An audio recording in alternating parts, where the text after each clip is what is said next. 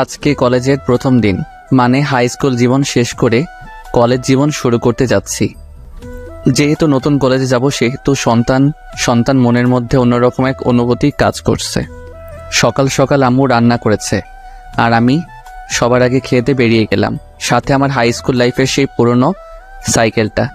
আব্বু বলেছিল বাইকের কথা, কিন্তু আমার আবার এইসব দিকে তেমন আকর্ষণ নেই। আমি আব্বুকে বলেছিলাম, আব্বু, আমার এখন বাইক লাগবে না, তুমি বরং সেই টাকা দিয়ে অন্য কোনো কাজ করো। আমি সাইকেল নিয়েই খুব ভালোভাবে কলেজ করতে পারবো। আসলে সাইকেলের সাথে আমার প্রেম হয়ে গেছে। এতদিনের পুরনো বন্ধু ছাড়তে ইচ্ছে করে না, তাই সাইকেল নিয়েই কলেজ করব ঠিক করি। কলেজের উদ্দেশ্যে বেরিয়ে গেলাম। বাসা থেকে কলেজে যেতে প্রায় 20 মিনিট সময় লাগে। একাই যাচ্ছিলাম, সাথে কেউ নেই। কলেজ গেট দিয়ে যখন ঢুকবো, ঠিক তখনই পেছন থেকে একটা গাড়ির হর্নের শব্দ। আমি যথেষ্ট সাইড দিয়েছি, কিন্তু এরপরেও হর্নের শব্দ যা খুব বিরক্তিকর লাগছিল। আমি সাইড না দিয়ে আবার রাস্তার মাঝখানে চলে গেলাম। তারপর যা হলো, গাড়িটা গিয়ে একটা গাছের সাথে ধাক্কা খেলো। গাড়ি থেকে একটা মেয়ে নামলো। মেয়েটা নেমে আমাকে উদ্দেশ্য করে বলল, আরে ওই ছোট লোকের বাচ্চা, তোর জন্য আমার এত দামি গাড়ির কি অবস্থা হলো তুই দেখেছিস? আমি মেয়েটির কথা শুনে থামলাম। বিনা অপরাধে মেয়েটা আমাকে এইভাবে গালিগালাজ করতে পারে না। আমি নেমে মেয়েটির কাছে চলে গেলাম। তারপর, আচ্ছা, আপনি কি আমাকে উদ্দেশ্য করে কিছু বলেছেন? তোকে উদ্দেশ্য করে বলি নাই চান্দু, ওই চাঁদ দেখছিস সেটাকে বলেছি। দিনের বেলায় চাঁদ আসবে কোথা থেকে? তো এখানে তুই ছাড়া আর কে আছে শুনি? আমি তোকেই বলেছি। আচ্ছা, আমি কি করেছি শুনি একটু। কি করিস নাই সেটা বল। ফকিরের বাচ্চা, দেখ তোর জন্য আমার নতুন গাড়ির কি অবস্থা হলো। দেখুন, আপনি আমাকে গালি দিচ্ছেন সেটা ঠিক আছে, কিন্তু আপনি আমার আব্বু আম্মুকে তুলে গালি দিচ্ছেন কেন? ইচ্ছা হয়েছে তাই দিচ্ছি। তুই কি করবি শুনি? আমি আপনার কি করব? আর শুনুন, আমি তো আপনার কোনো ক্ষতি করি নাই। আপনি ভালোভাবে ড্রাইভ করতে পারেন না, তাই এমন হয়েছে। হয় চুপ, তুই কি আমার ড্রাইভ করা শিখাবি নাকি শুনি? আমি বেশ ভালোভাবেই গাড়ি চালাতে পারি, কিন্তু তোর জন্য এত কিছু। দেখুন, আমার জন্য কিছু হয়নি, ওকে? আপনি হর্ন দিচ্ছিলেন, আমি সাইড দিয়েছিলাম, কিন্তু আপনি তারপরেও সামনে না গিয়ে হর্ন বাজিয়েই যাচ্ছিলেন। তাই তো আমি আবার রাস্তার মাঝখানে চলে আসি। চুপ থাক ফকির কোথাকার, একদম কথা বলবি না। দেখুন, আপনি কিন্তু আমাকে শুধু শুধু অপমান করে যাচ্ছেন। আমি তো কোনো দোষ করি নাই। চুপ, বড় গলায় আবার কথা বলে। আমি কোনো দোষ করি নাই। আচ্ছা, আমি কি দোষ করেছি সেটা বলেন তো। তোর দোষ? তুই আমার গাড়ির সামনে দিয়ে সাইকেল কেন চালাচ্ছিলি? দেখুন, এটা রাস্তা, আর আমি খুব ভালো করে জানি এইসব রাস্তা দিয়ে সবাই চলাফেরা করতে পারে। আর রাস্তাটা তো আপনার বাবার না, যে আপনি আসবেন বলে কেউ সেখান দিয়ে যেতে পারবে না। মেয়েটি আমার কথা শুনে রেগে গিয়ে আমার কাছে এসে চড় মেরে দিল। এই, আপনি আমাকে মারলেন কেন? তোর সাহস হয় কি করে আমার বাবাকে নিয়ে কথা বলার শুনি? দেখুন, আপনি কিন্তু অন্যায়ের পর অন্যায় করেই যাচ্ছেন। আমি কিন্তু সব সহ্য করব না। কি করবি তুই শুনি? তোর কি করার ক্ষমতা আছে একটু শুনি? আপনি মেয়ে বলে এতক্ষণ আপনাকে সম্মান দিয়ে কথা বলছি। অভদ্র একটা মেয়ে। তাই তুই কি বললি আমি অভদ্র? দাঁড়া, দেখাচ্ছি মজা। এই বলে মেয়েটা আবার আমাকে চড় দিতে যাবে, ঠিক তখনই আমি মেয়েটার হাত ধরে ফেলি। ওই ফকির, তুই আমাকে টাচ করলি কোন সাহসে? ছাড় বলছি, ছাড় আমায়। ছাড়বো না তোকে। কি করবি শুনি? এতক্ষণ তো সহ্য করলাম, কি ভেবেছিলি কিছু বলছি না বলে আমি সবসময় চুপ করে থাকবো নাকি? তোর মতো মেয়েদের মাথায় উঠতে দিতে নেই, ফাজিল মেয়ে কোথাকার। দেখ, আমাকে একদম অপমান করবি না, এর ফল কিন্তু একদম ভালো হবে না। খারাপের কি আছে শুনি? আমিও দেখতে চাই এর ফল কি হয়। এই বলে আমি মেয়েটার হাত ছেড়ে দিলাম। অন্যদিকে মেয়েটা তো রেগে একদম আগুন।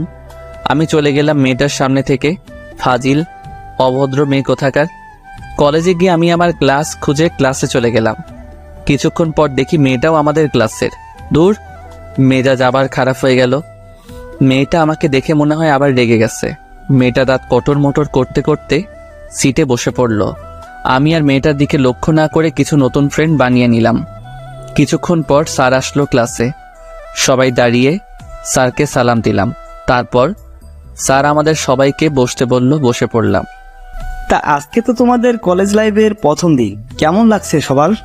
জি স্যার, অনেক ভালো লাগছে। আজকেও তোমাদের ক্লাস নেব না, সবার সাথে পরিচিত হব। এক এক করে সবাই পরিচয় দাও।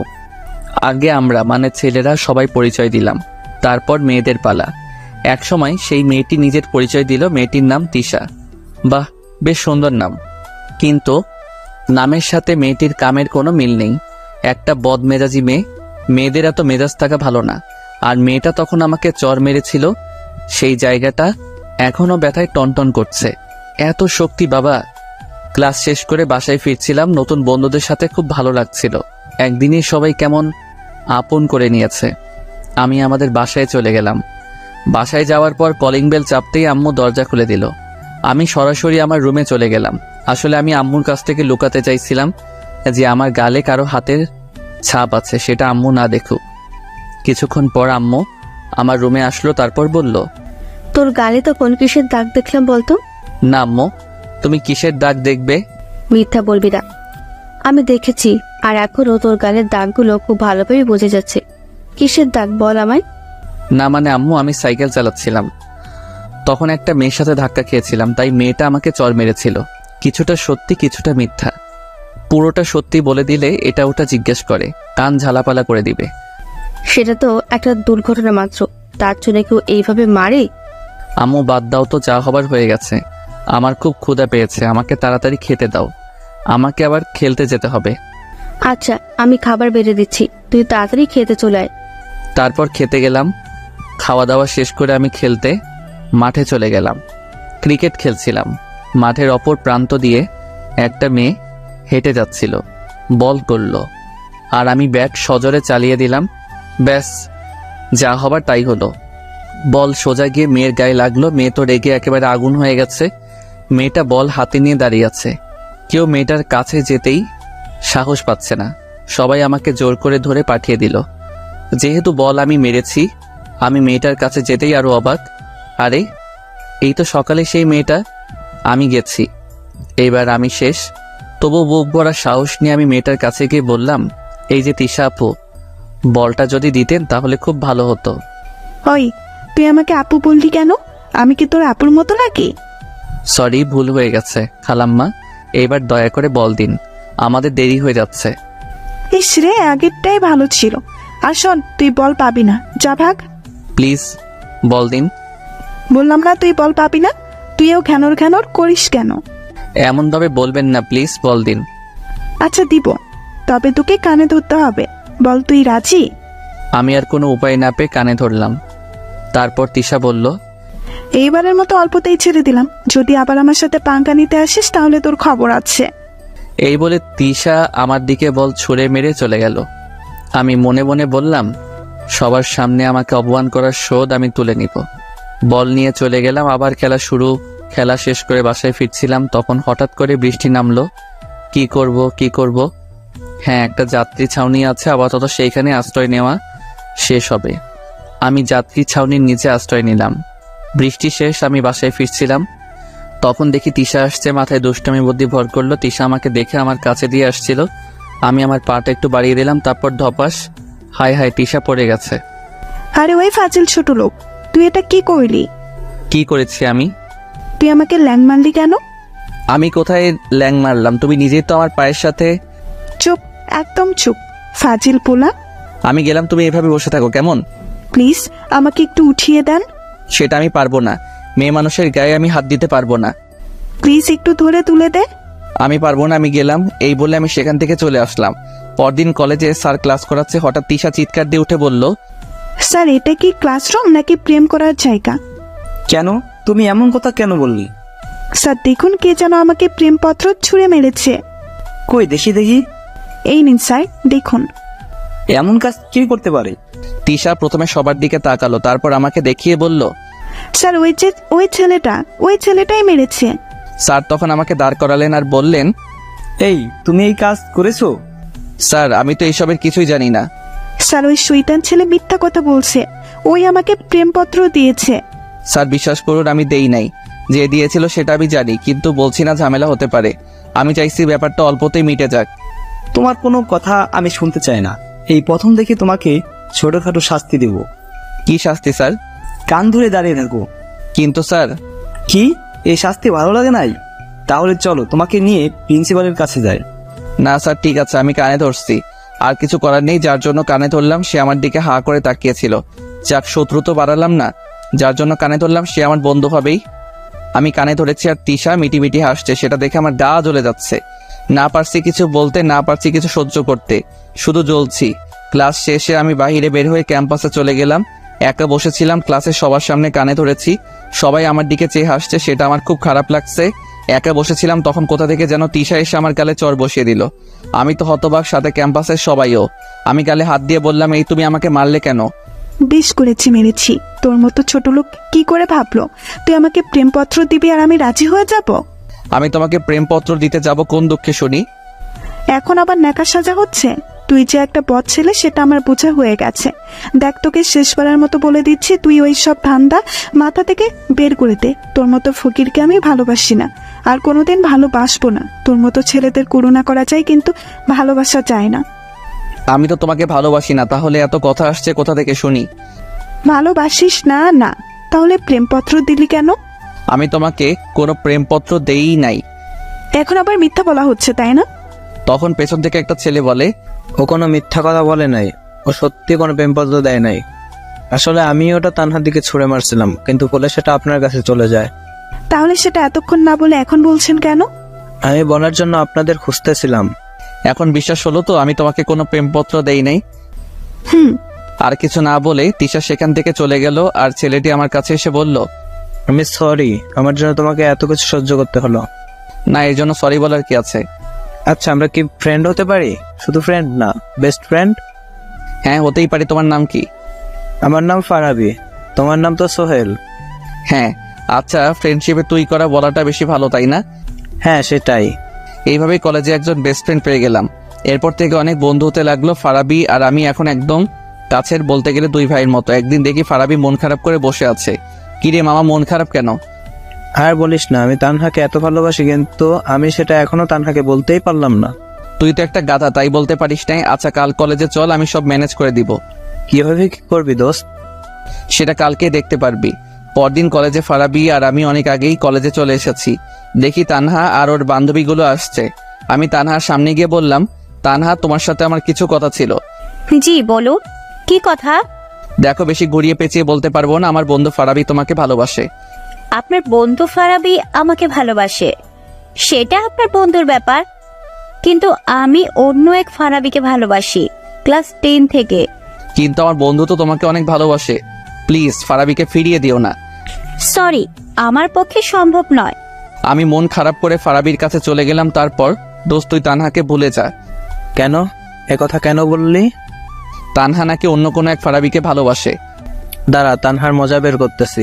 গত 1 বছর যাবত আমি ওর পেছনে ঘুরছি। ফারাবি গিয়ে তানহার সামনে দাঁড়িয়ে, এই, তোমার পেছনে ঘুরছি আর তুমি অন্য কোনো ফারাবিকে ভালোবাসো? না মানে, আমি অন্য কাউকে ভালোবাসি। আর এই কথা তোমাকে কে বলেছে শুনি? কেন? আমার বন্ধু বলল তুমি নাকি অন্য কোনো ফারাবিকে নাকি ভালোবাসো। কে? তোমার বন্ধু? এই তো আমার বন্ধু। আরে, আমি কি জানতাম নাকি এনি তোমার বন্ধু? আমি তো ভাবছি এনি যার কথা বলছে আর আমি যাকে ভালোবাসি দুজন আলাদা মানুষ। তার মানে তুমিও আমাকে?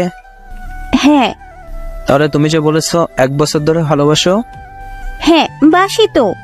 আমি তোমাকে গত 1 বছর ধরে ভালোবাসি, অনেক ভালোবাসি তোমাকে। তাহলে এতদিন বললে না কেন? কেন? আমি কেন বলবো? তুমি বললে না কেন? আচ্ছা, তোরা দুজন কথা বল, আমরা না হয় অন্য জায়গায় গিয়ে বসি, কেমন? তারপর আমি আর তানহার বান্ধবীরা অন্য জায়গায় এসে বসে পড়লাম, তাদের সাথে কথা বলতে লাগলাম। তখন কোথা থেকে যেন তিশা এসে বলল, কি ব্যাপার, সেদিন আমাকে লাভ লেটার দিয়ে কাজ হয়নি বলে আজ আবার নতুন কারো খোঁজ করছিস নাকি? দেখো, তুমি যখন তখন এসে এইভাবে আবল তাবল কোনো কথা বলবে না। এরা সবাই আমার ফ্রেন্ড। ফ্রেন্ড না ছাই, তোকে আমি খুব ভালোভাবেই চিনে গেছি। তখন তানহার এক বান্ধবী নাম অধরা সে বলে উঠল, দেখুন, সে যদি আমাদের কারোর সাথে প্রেম করে তাতে আপনার সমস্যা কোথায় শুনি? আপনি তো আর তার গার্লফ্রেন্ড না যে আপনার প্রবলেম হবে। কি রে, তুই ওর হয়ে এত কথা বলছিস? তুই কে শুনি? ওকে ভালোবাসিস নাকি? যদি ভালোবাসি তাতে আপনার কোনো সমস্যা আছে নাকি শুনি? আমার কেন সমস্যা হতে যাবে? তাহলে এখানে এত কথা না বলে এখান থেকে জানতো। কেন, আমি কি তোদের প্রেমে সমস্যা করছি নাকি? দেখুন, আমরা এখানে প্রেম করছি না, আমরা জাস্ট ফ্রেন্ড। আর আপনি চাইলে আমাদের সাথে যোগ দিতে পারেন। আমার বয়েই গেছে তোদের মতো মানুষদের সাথে আড্ডা দিব। থাক তোরা। তিশা চলে গেল। এই মেয়ের মতিগতি কিছুই বুঝি না, যখন তখন অপমান করে। আমি এই মেয়ের কি এমন ক্ষতি করেছিলাম যে যখন তখন অপমান করে? ভালো লাগে না। এই, আপনার কি মন খারাপ? না, মন খারাপ কেন থাকবে? আরে ওই মেয়ের কথাই কিছু মনে করবেন না। যে যেমন সে তেমনই ভাববে। সে নিজে হয়তো অন্য কারোর সাথে প্রেম করে, তাই আপনাকে আমাদের সাথে বসে থাকতে দেখে বলছে আপনি প্রেম করছেন। আচ্ছা, ফারাবিকে কিভাবে চিনলেন? ওই যে সেই দিনের কথা মনে আছে, যেদিন ক্লাসে আমি কান ধরে দাঁড়িয়েছিলাম? হ্যাঁ আছে। জানেন, আপনাকে অনেক কিউট লাগছিল সেদিন। এত হাসার কি হলো? না মানে আপনাকে পিচ্চি একটা ছেলের মতো মনে হচ্ছিল। ওই, আপনি কি রাগ করলেন নাকি? না, রাগ কেন করব? আচ্ছা তাহলে এবার বলুন, ফারাবিকে আপনি কিভাবে চিনলেন? মানে আপনাদের পরিচয় হলো কিভাবে? সেদিন ফারাবি আপনার বান্ধবীকে চিঠি ছুঁড়ে মেরেছিল নিচ থেকে, সেটা তিশার কাছে চলে যায়। আর তারপরের ঘটনা আপনি জানেন। আর ফারাবি যখন তিশাকে চিঠি ছুঁড়ে মেরেছিল সেটা আমি দেখছিলাম, কিন্তু তারপরেও আমি সেটা বলি নাই। তারপরে থেকেই আমাদের ফ্রেন্ডশিপ হয়ে যায়। আপনি সব জেনেও কিছু বলেন নাই? পিচ্ছি। আচ্ছা, আমরা তো সেম ইয়ারেই পড়ি, তুমি করে বলবো আমরা। আপনি বলাটা আমার একদম ভালো লাগছে না। আচ্ছা, আপনার যা ইচ্ছা বলুন। শুধু আমি কেন বলবো, আপনাকেও বলতে হবে। কিন্তু কোনো কিন্তু নয়, এখন থেকে আমি তোমাকে তুমি আর তুমিও আমাকে তুমি করেই বলবে, মনে থাকে যেন। আচ্ছা, থাকবে। ওই, এই দুইজনকে সে কখন ছেড়ে এসেছি, এখনো তাদের কোনো খোঁজ খবরই নেই। কি করছে চলো গিয়ে দেখি। হ্যাঁ চলো। তারপর আমি, অধরা আর তার বান্ধবীরা চলে গেলাম। দেখি ফারাবি মাত্র একে অপরকে জড়িয়ে ধরতে যাবে, ঠিক তখনই মামা ভাগ সারাইলো। ফারাবি তো তানহাকে ছেড়ে সোজা দৌড়। এদিকে আমি, অধরা, বাকি সবাই হাসতে হাসতে শেষ। তানহাও যোগ দিল আমাদের সাথে। ফারাবি আসলে একটা মহাবিতু। হুম। আমাকে এতদিন ধরে ভালোবাসে, কিন্তু বলার সাহস পাইনি। আর দেখুন, আপনার মিথ্যে কথা শুনে কিভাবে দৌড় দিল। আবার সবাই হাসতে লাগলাম। সেদিন আর তেমন কিছু হলো না। পরদিন কলেজে আমি যথারীতি সাইকেল নিয়ে কলেজে যাচ্ছি। সামনে একটা মেয়ে হেঁটে যাচ্ছে। কয়েকবার বেল দিলাম, কিন্তু আমাকে সাইড দিচ্ছে না। আমি যে একটু কাটিয়ে যাব সেটাও করতে দিচ্ছে না। বারবার বেল দিচ্ছি। একসময় মেয়েটা পেছন ঘুরে তাকালো। আরে এটা তো তিশা, কি ব্যাপার, এতবার বেল দিচ্ছি, সাইড দিচ্ছ না কেন? আমার ইচ্ছা হচ্ছে তাই দিচ্ছি না। আর তোর এই খ্যাতমার্কা সাইকেলের বেল আমার কান ঝালাপালা করে দিচ্ছে। বাসায় রেখে আসতে পারিস না এই ভাঙারি ব্যাটারিকে? দেখো, তুমি আমায় যা ইচ্ছা বলো, কিন্তু আমার সাইকেল নিয়ে কিছু বলবা না। তিশা আমার কথা শুনে মনে হয় রেগে গেল। তারপর তিশা আমার সাইকেলে এত জোরে লাথি মারলো, সাইকেল আমার হাত থেকে ছুটে পড়ে গেল। তিশা যখন আমার সাইকেলে লাথি মারছিল, আমার মনে হচ্ছিল সে আমার বুকে লাথি মারছে। আমি নীরব হয়ে গেলাম। কিরে, এমন চুপ করে আছিস কেন? ধুর, তোর সাইকেলের মতো তুইও খ্যাত থাক। তিশা চলে গেছে, কিন্তু আমি তখনও সেখানে দাঁড়িয়ে আছি। বেস্ট ফ্রেন্ডকে অপমান করলে যেমন কষ্ট হয়, আমারও তেমন কষ্ট হচ্ছিল। আমি দাঁড়িয়ে আছি, তখন কোথা থেকে অধরা এসে আমাকে বলল, আরে তুমি এখানে এইভাবে দাঁড়িয়ে আছো কেন? আর তোমার সাইকেল এভাবে পড়ে আছে কেন? আরে তুমি কাঁদছো কেন? কি হয়েছে? আমি তখন অধরাকে সব বললাম। অধরা আমার কথা শুনে খানিক মুচকি হাসি দিয়ে বলল, ওই জন্য কেউ কাঁদে, বোকা ছেলে? অধরা আমার সাইকেলে উঠিয়ে আমাকে বলল, তুমি সাইকেল চালাও, আমিও তোমার সাইকেলে চড়ে যাব। কিন্তু যেটা বলেছি সেটা করো। আমি আর কি করব? আমি সাইকেলে উঠে বসলাম, আর অধরা পেছনে না বসে সামনে বসলো। আমি সাইকেল চালাতে শুরু করলাম।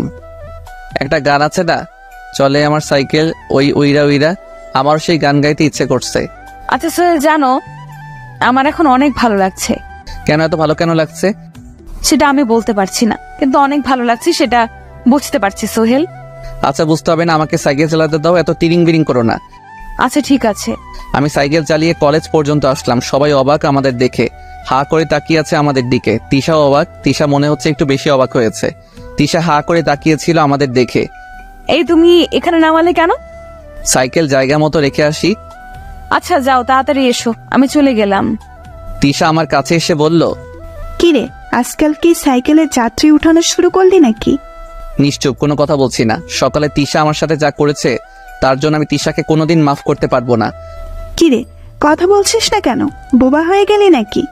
দেখো, তোমার সাথে আমার কথা বলার কোনো ইচ্ছা নাই। তাহলে কি আছে? কোনো কিছুর ইচ্ছা নাই। তুমি প্লিজ আমার সাথে এমন ব্যবহার করা ছেড়ে দাও। আমি তো তোমার কোনো ক্ষতি করি নাই। তা না করলে কিন্তু তুই আমার সাথে বেয়াদবি করেছিস, তার ফল তোকে তো একটু ভোগ করতেই হবে, তাই না? যদি তুমি আমার উপর প্রতিশোধ নিতে চাও তাহলে একদিনে সব প্রতিশোধ নিয়ে নাও, কিন্তু এইভাবে প্রতিদিন আমার সাথে এমন করো না। আমারও সহ্য করার একটা সীমা আছে। আমার যা ইচ্ছা আমি তাই করব।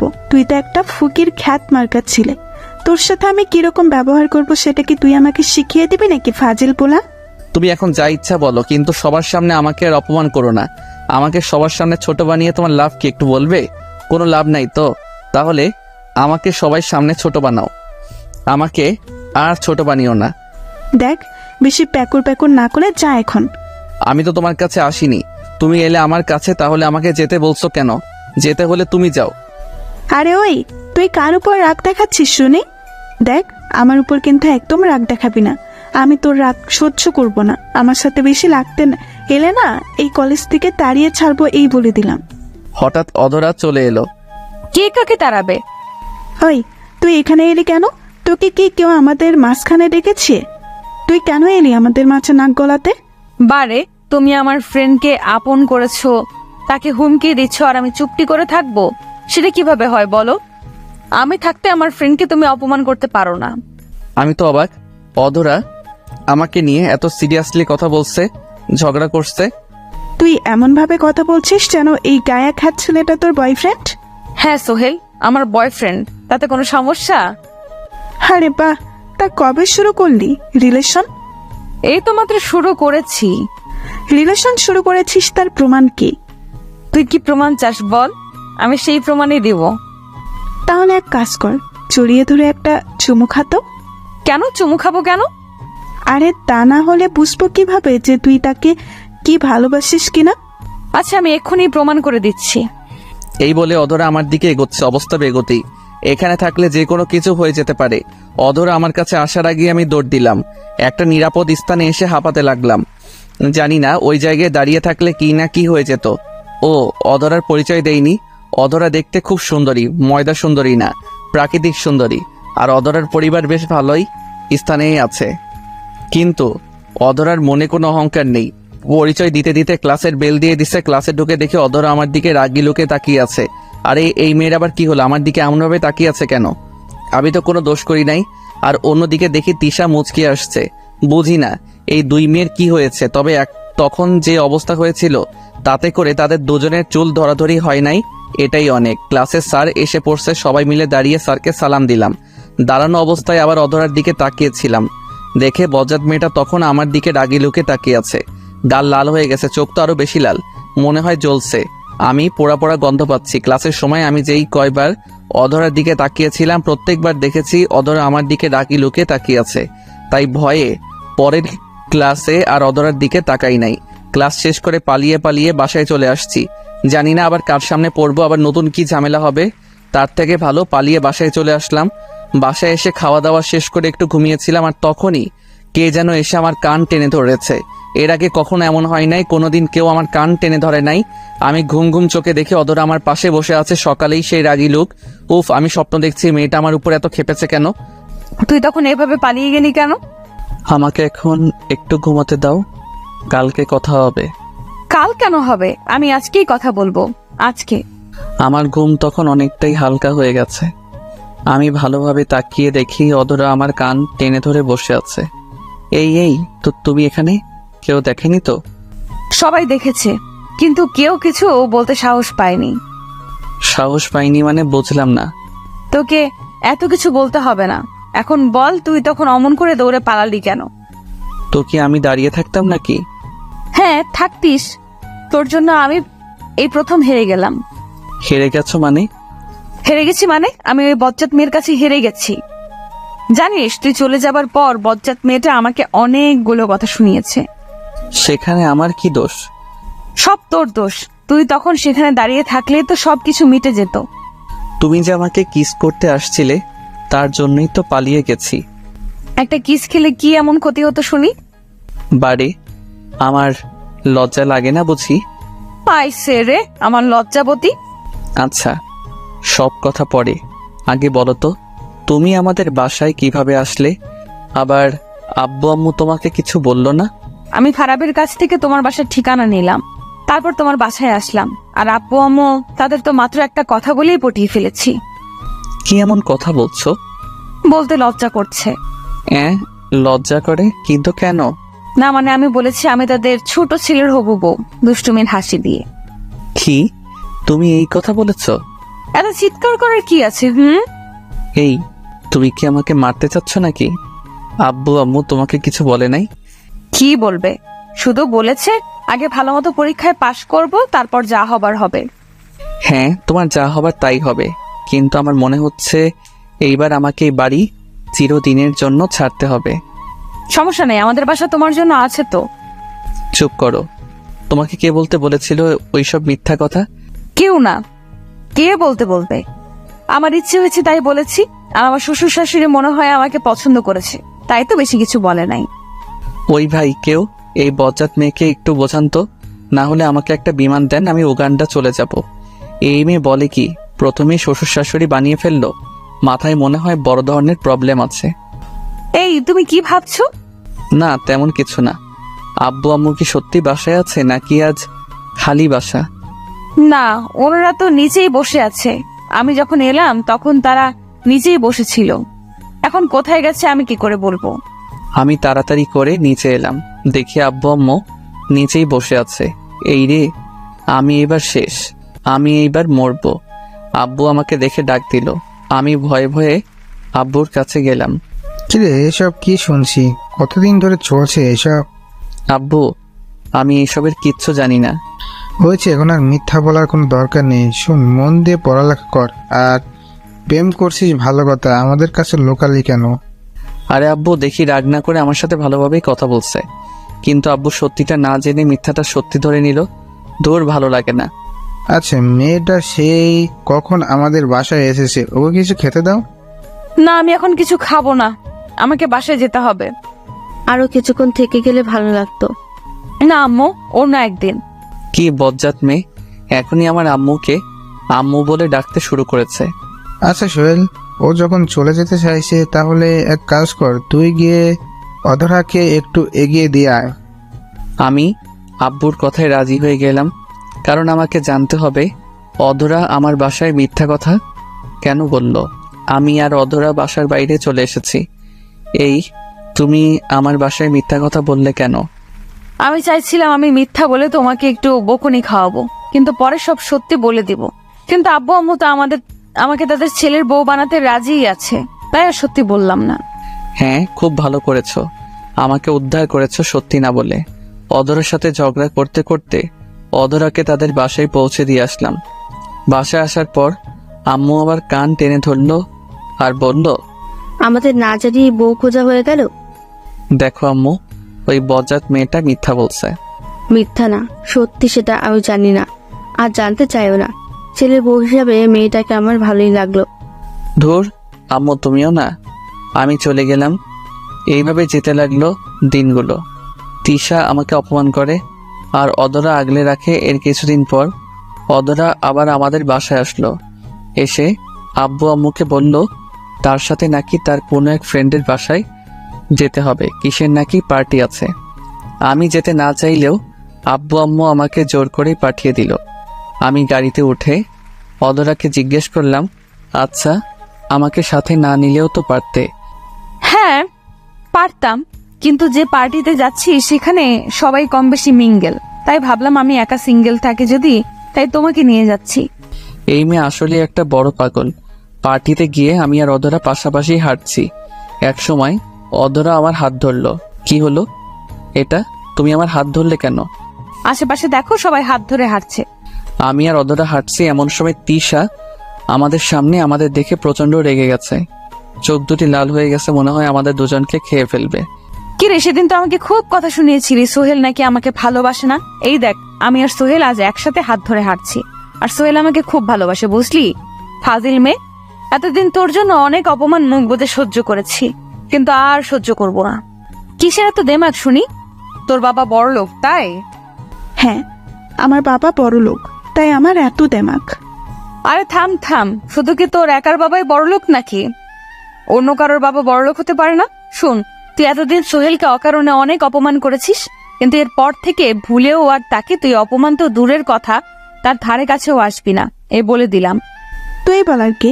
আমি কাছে যাব নাকি যাব না সেটা আমার ব্যাপার। না, তোর ব্যাপার না, সে এখন আমার বয়ফ্রেন্ড, সো তার ব্যাপার আমি ভালো বুঝবো। তুই দয়া করে তার থেকে একটু দূরে দূরেই থাকিস। আমি অবাক হয়ে নীলার কথা শুনছিলাম। এই মেয়ে এসব বলছে কি? আমি তার বয়ফ্রেন্ড হলাম কবে? যাক, বলছে ভালোই করছে। আমি যা না পারতাম সেটা নীলা করে দিচ্ছে। আমার অপমানের বদলা নীলা নিচ্ছে, আমি তো এনজয় করছি। আরে আমি কি তোর মতো বোকা নাকি? আমি তোর মতো খ্যাতমার্কা ছেলের সাথে যাব, আর কোনোদিন তুই আমাকে তার ধারের কাছেও দেখবি না। সেটা হলেই ভালো হয়। তিশা হনহন করে চলে গেল। আচ্ছা, তুমি তিশাকে এত কিছু বললে কেন? আমার ইচ্ছে হলো তাই বললাম। এতদিন চুপচাপ ছিলাম, কিছু বলি নাই। আর বলি নাই বলে মেয়েটা এত বেড়ে গেছে, আর তুমি ওই মেয়ের হয়ে কথা বলছো কেন? কই, আমি কখন বললাম? না বলাই ভালো, চলো পার্টি এনজয় করি। পার্টি আমার এনজয় করা শেষ। মানে হলো তিশার অপমান আহা কত ভালো যে লাগছে বলে বোঝানো যাবে না। নীলাকে বললাম আমি বাসায় যাব। কেন এত আগে বাসায় কেন যাবে? আমার ভালো লাগছে না। এই কি বলো, কি হয়েছে তোমার? তেমন কিছু না, মাথা ব্যথা করছে। নীলা আর কিছু বলল না, গাড়িতে গিয়ে বসলো। সাথে আমিও। আমাকে বাসায় নামিয়ে দিয়ে নীলা চলে গেল। এরপর দিনগুলো খুব ভালো কাটতে লাগলো। আর সেদিনের পর থেকে তিশা আর আমাকে কোনো অপমান করে নাই, আমার সামনেও আসে নাই। আমি আর নীলা খুব ভালো বন্ধু। হ্যাঁ, আমাদের ব্যাচের প্রায় সবাই প্রেম করে, শুধু আমি আর নীলা ছাড়া। কিন্তু অনেকেই এটা ভাবে আমার আর নীলার মাঝে রিলেশন আছে, যদিও এই কথা সত্যি না। কিন্তু লোকে ভাবলে আমাদের আর কি করার আছে? তার থেকে ভালো যে যেমন ভেবে খুশি তাকে তেমন ভাবতে দেওয়া উচিত। দেখতে দেখতে ইন্টার দ্বিতীয় বর্ষে পা রাখলাম। নীলা আর আমার মাঝে আগের থেকে বেশি ঘনিষ্ঠতা হয়েছে বলতে গেলে। একে অপরের জন্য পাগল, কেউ কাউকে ছাড়া থাকতে পারি না। নীলা যেখানেই যাক না কেন আমাকে সাথে নিয়ে যাবে, আর সবার সামনে পরিচয় দিবে আমি নাকি তার বয়ফ্রেন্ড, হবু স্বামী। আমি এই জন্য নীলাকে আগে অনেক কিছু বলতাম, কিন্তু এখন কেন জানি না ভালো লাগে, তাই কিছু বলি না। কোনো এক কারণে আমার আর নীলার মাঝে একটু ঝগড়া হয়, যদিও এই আগে অনেকবার ঝগড়া হয়েছে, আবার সব ঠিক হয়ে গেছে। কিন্তু এইবার যখন ঝগড়া লাগলো, তার পরের দিন আমি জানতে পারি আমাদের নানার বাসায় যেতে হবে। 2 দিন পর নাকি আমার মামাতো ভাইয়ের বিয়ে। মামাতো ভাই বিয়ের জন্য পাগল হয়ে গেছে। যদি বিয়ে দেওয়া না হয় তবে নাকি বউ বাসায় নিয়ে আসবে। মামা মামি মান সম্মানের ভয় বিয়ে দিতে রাজি হয়ে গেল। হঠাৎ করেই সব ঠিক হয়ে গেছে। আজকে রাত্রের ট্রেনেই আমাদের যেতে হবে। আমি নীলাকে অনেকবার ফোন দিয়েছি, কিন্তু ফোন অফ। নীলাকে সাথে নেওয়ার ইচ্ছা ছিল, গ্রাম দেখতে চেয়েছিল, কিন্তু সেটা আর হলো না। মন খারাপ, নীলাকে জানাতেও পারলাম না আমরা ঢাকা ছাড়ছি।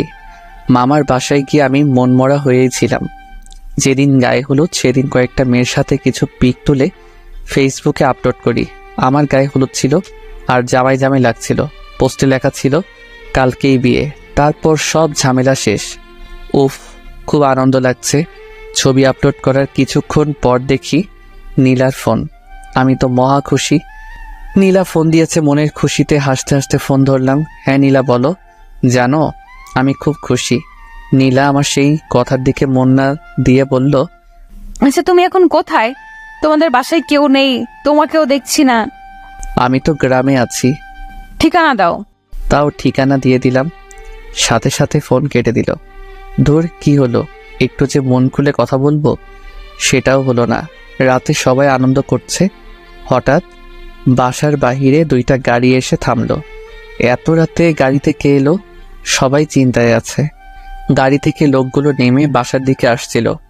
আমি শুনেছি এই গ্রামে নাকি মাঝে মধ্যে ডাকাতি হয়। আমি ভাবলাম হয়তো ডাকাত এসেছে, তাই কাউকে কিছু না বলে লুকিয়ে পড়লাম। লুকিয়েছে অনেকক্ষণ হয়েছে। একসময় আমি লক্ষ্য করলাম আমার নাম ধরে অনেকে ডাকাডাকি করছে। আমি তো আরো ভয় পেয়ে গেলাম, কিন্তু একটু সাহস বুকে নিয়ে বেরিয়ে এলাম। সবার সামনে দেখি নীলা ও তার পরিবার সাথে উকিল আছে আর একজন হুজুর। আমি নীলাকে দেখে অবাক। এত রাতে তুমি এখানে কি করো? কোনো কথা বলছে না। আব্বু এসে বলল, আজকে তোদের বিয়ে।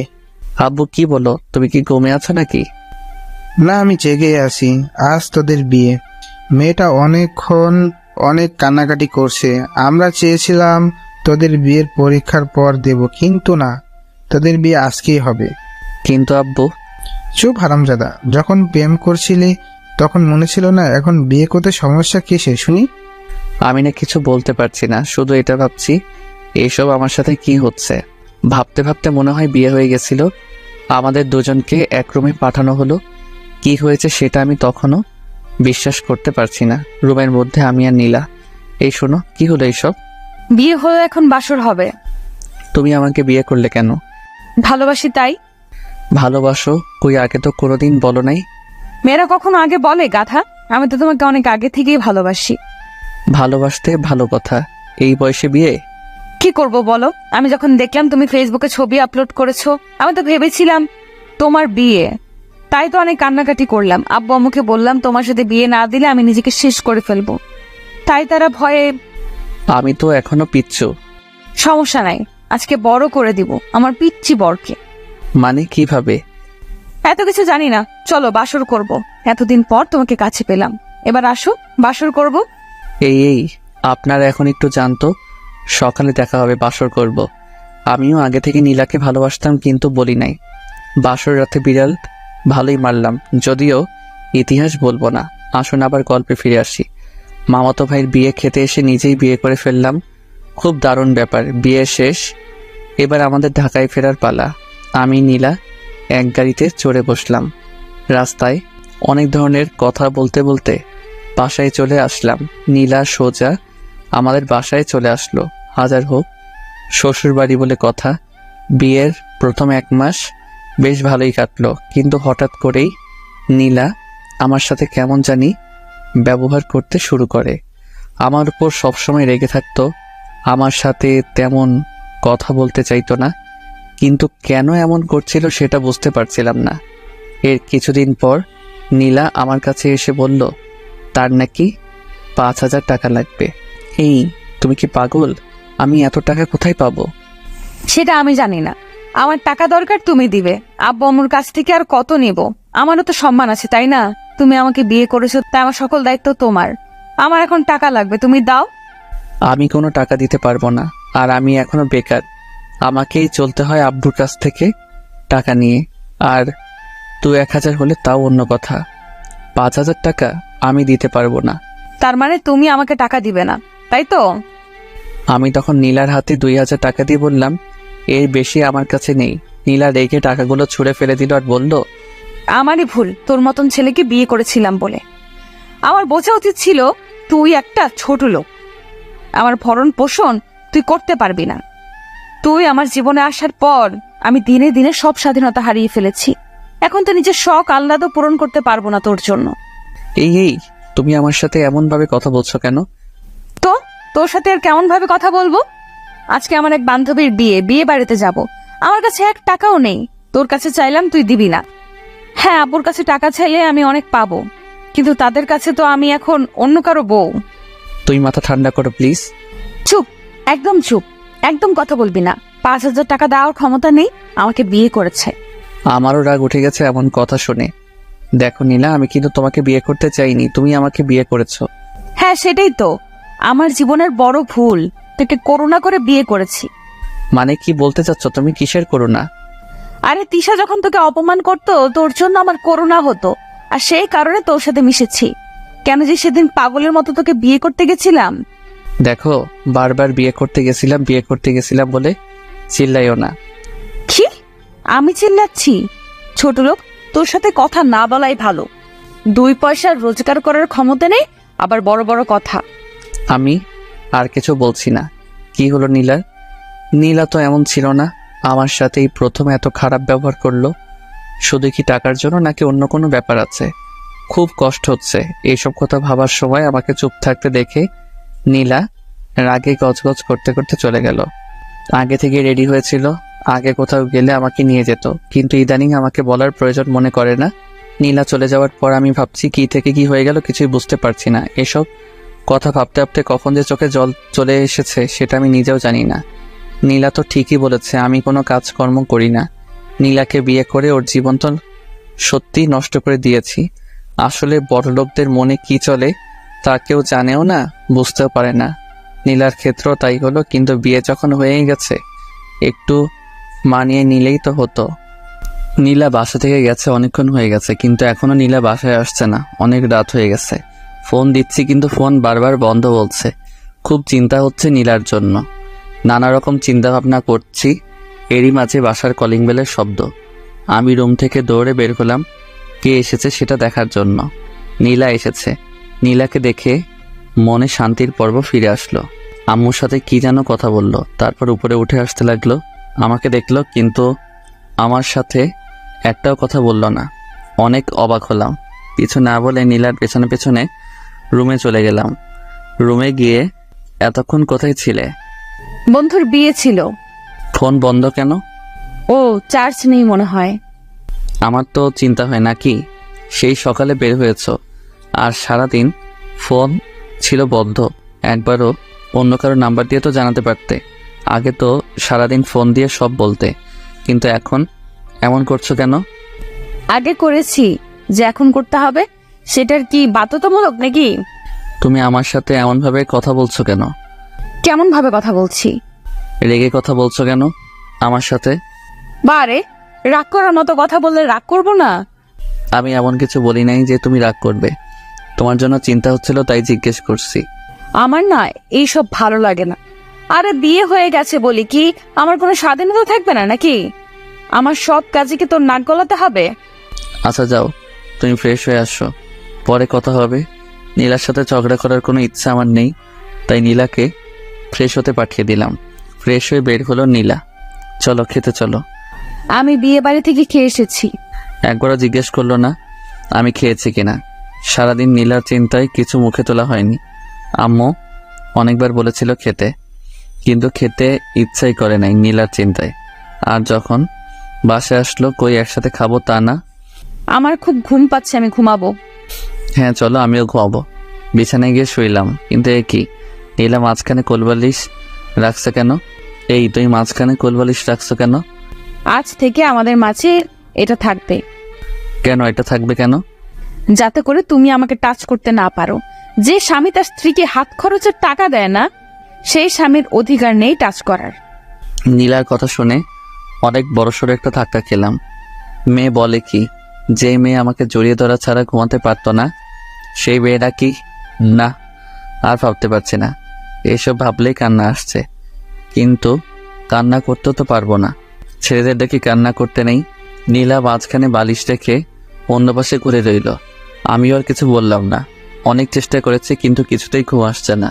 আসলে নীলা জড়িয়ে না ধরলে ঘুম আসে না।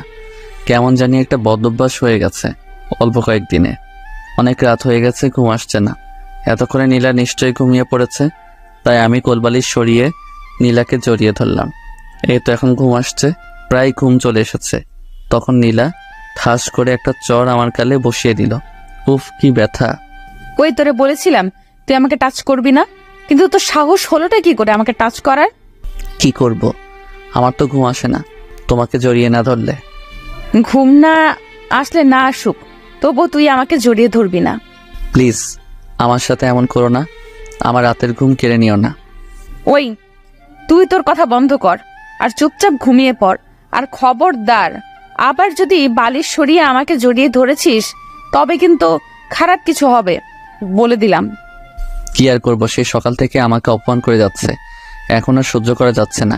তাই আমিও অন্য পাশে ঘুরে ঘুমানোর মিথ্যা চেষ্টা করছি, আর নিজের অজান্তে অনেক কান্না করেছিলাম। নির্ঘুম সারা রাত কাটালাম। নীলা আগে প্রতিদিন সকালে উঠে আমাকে ডেকে দিত, কিন্তু আজকে দিল না। আমি অনেকক্ষণ শুয়েছিলাম, কিন্তু নীলা একবার আমাকে ডাক দিল না। আমি নিজেই উঠে বসলাম। নীলা ফ্রেশ হয়ে বের হলো। নীলা আমাকে দেখে জিজ্ঞাসা করলো, কি ব্যাপার, তোমার চোখ এত লাল কেন? সারা রাত না ঘুমানোর জন্য হয়তো লাল হয়ে গেছে।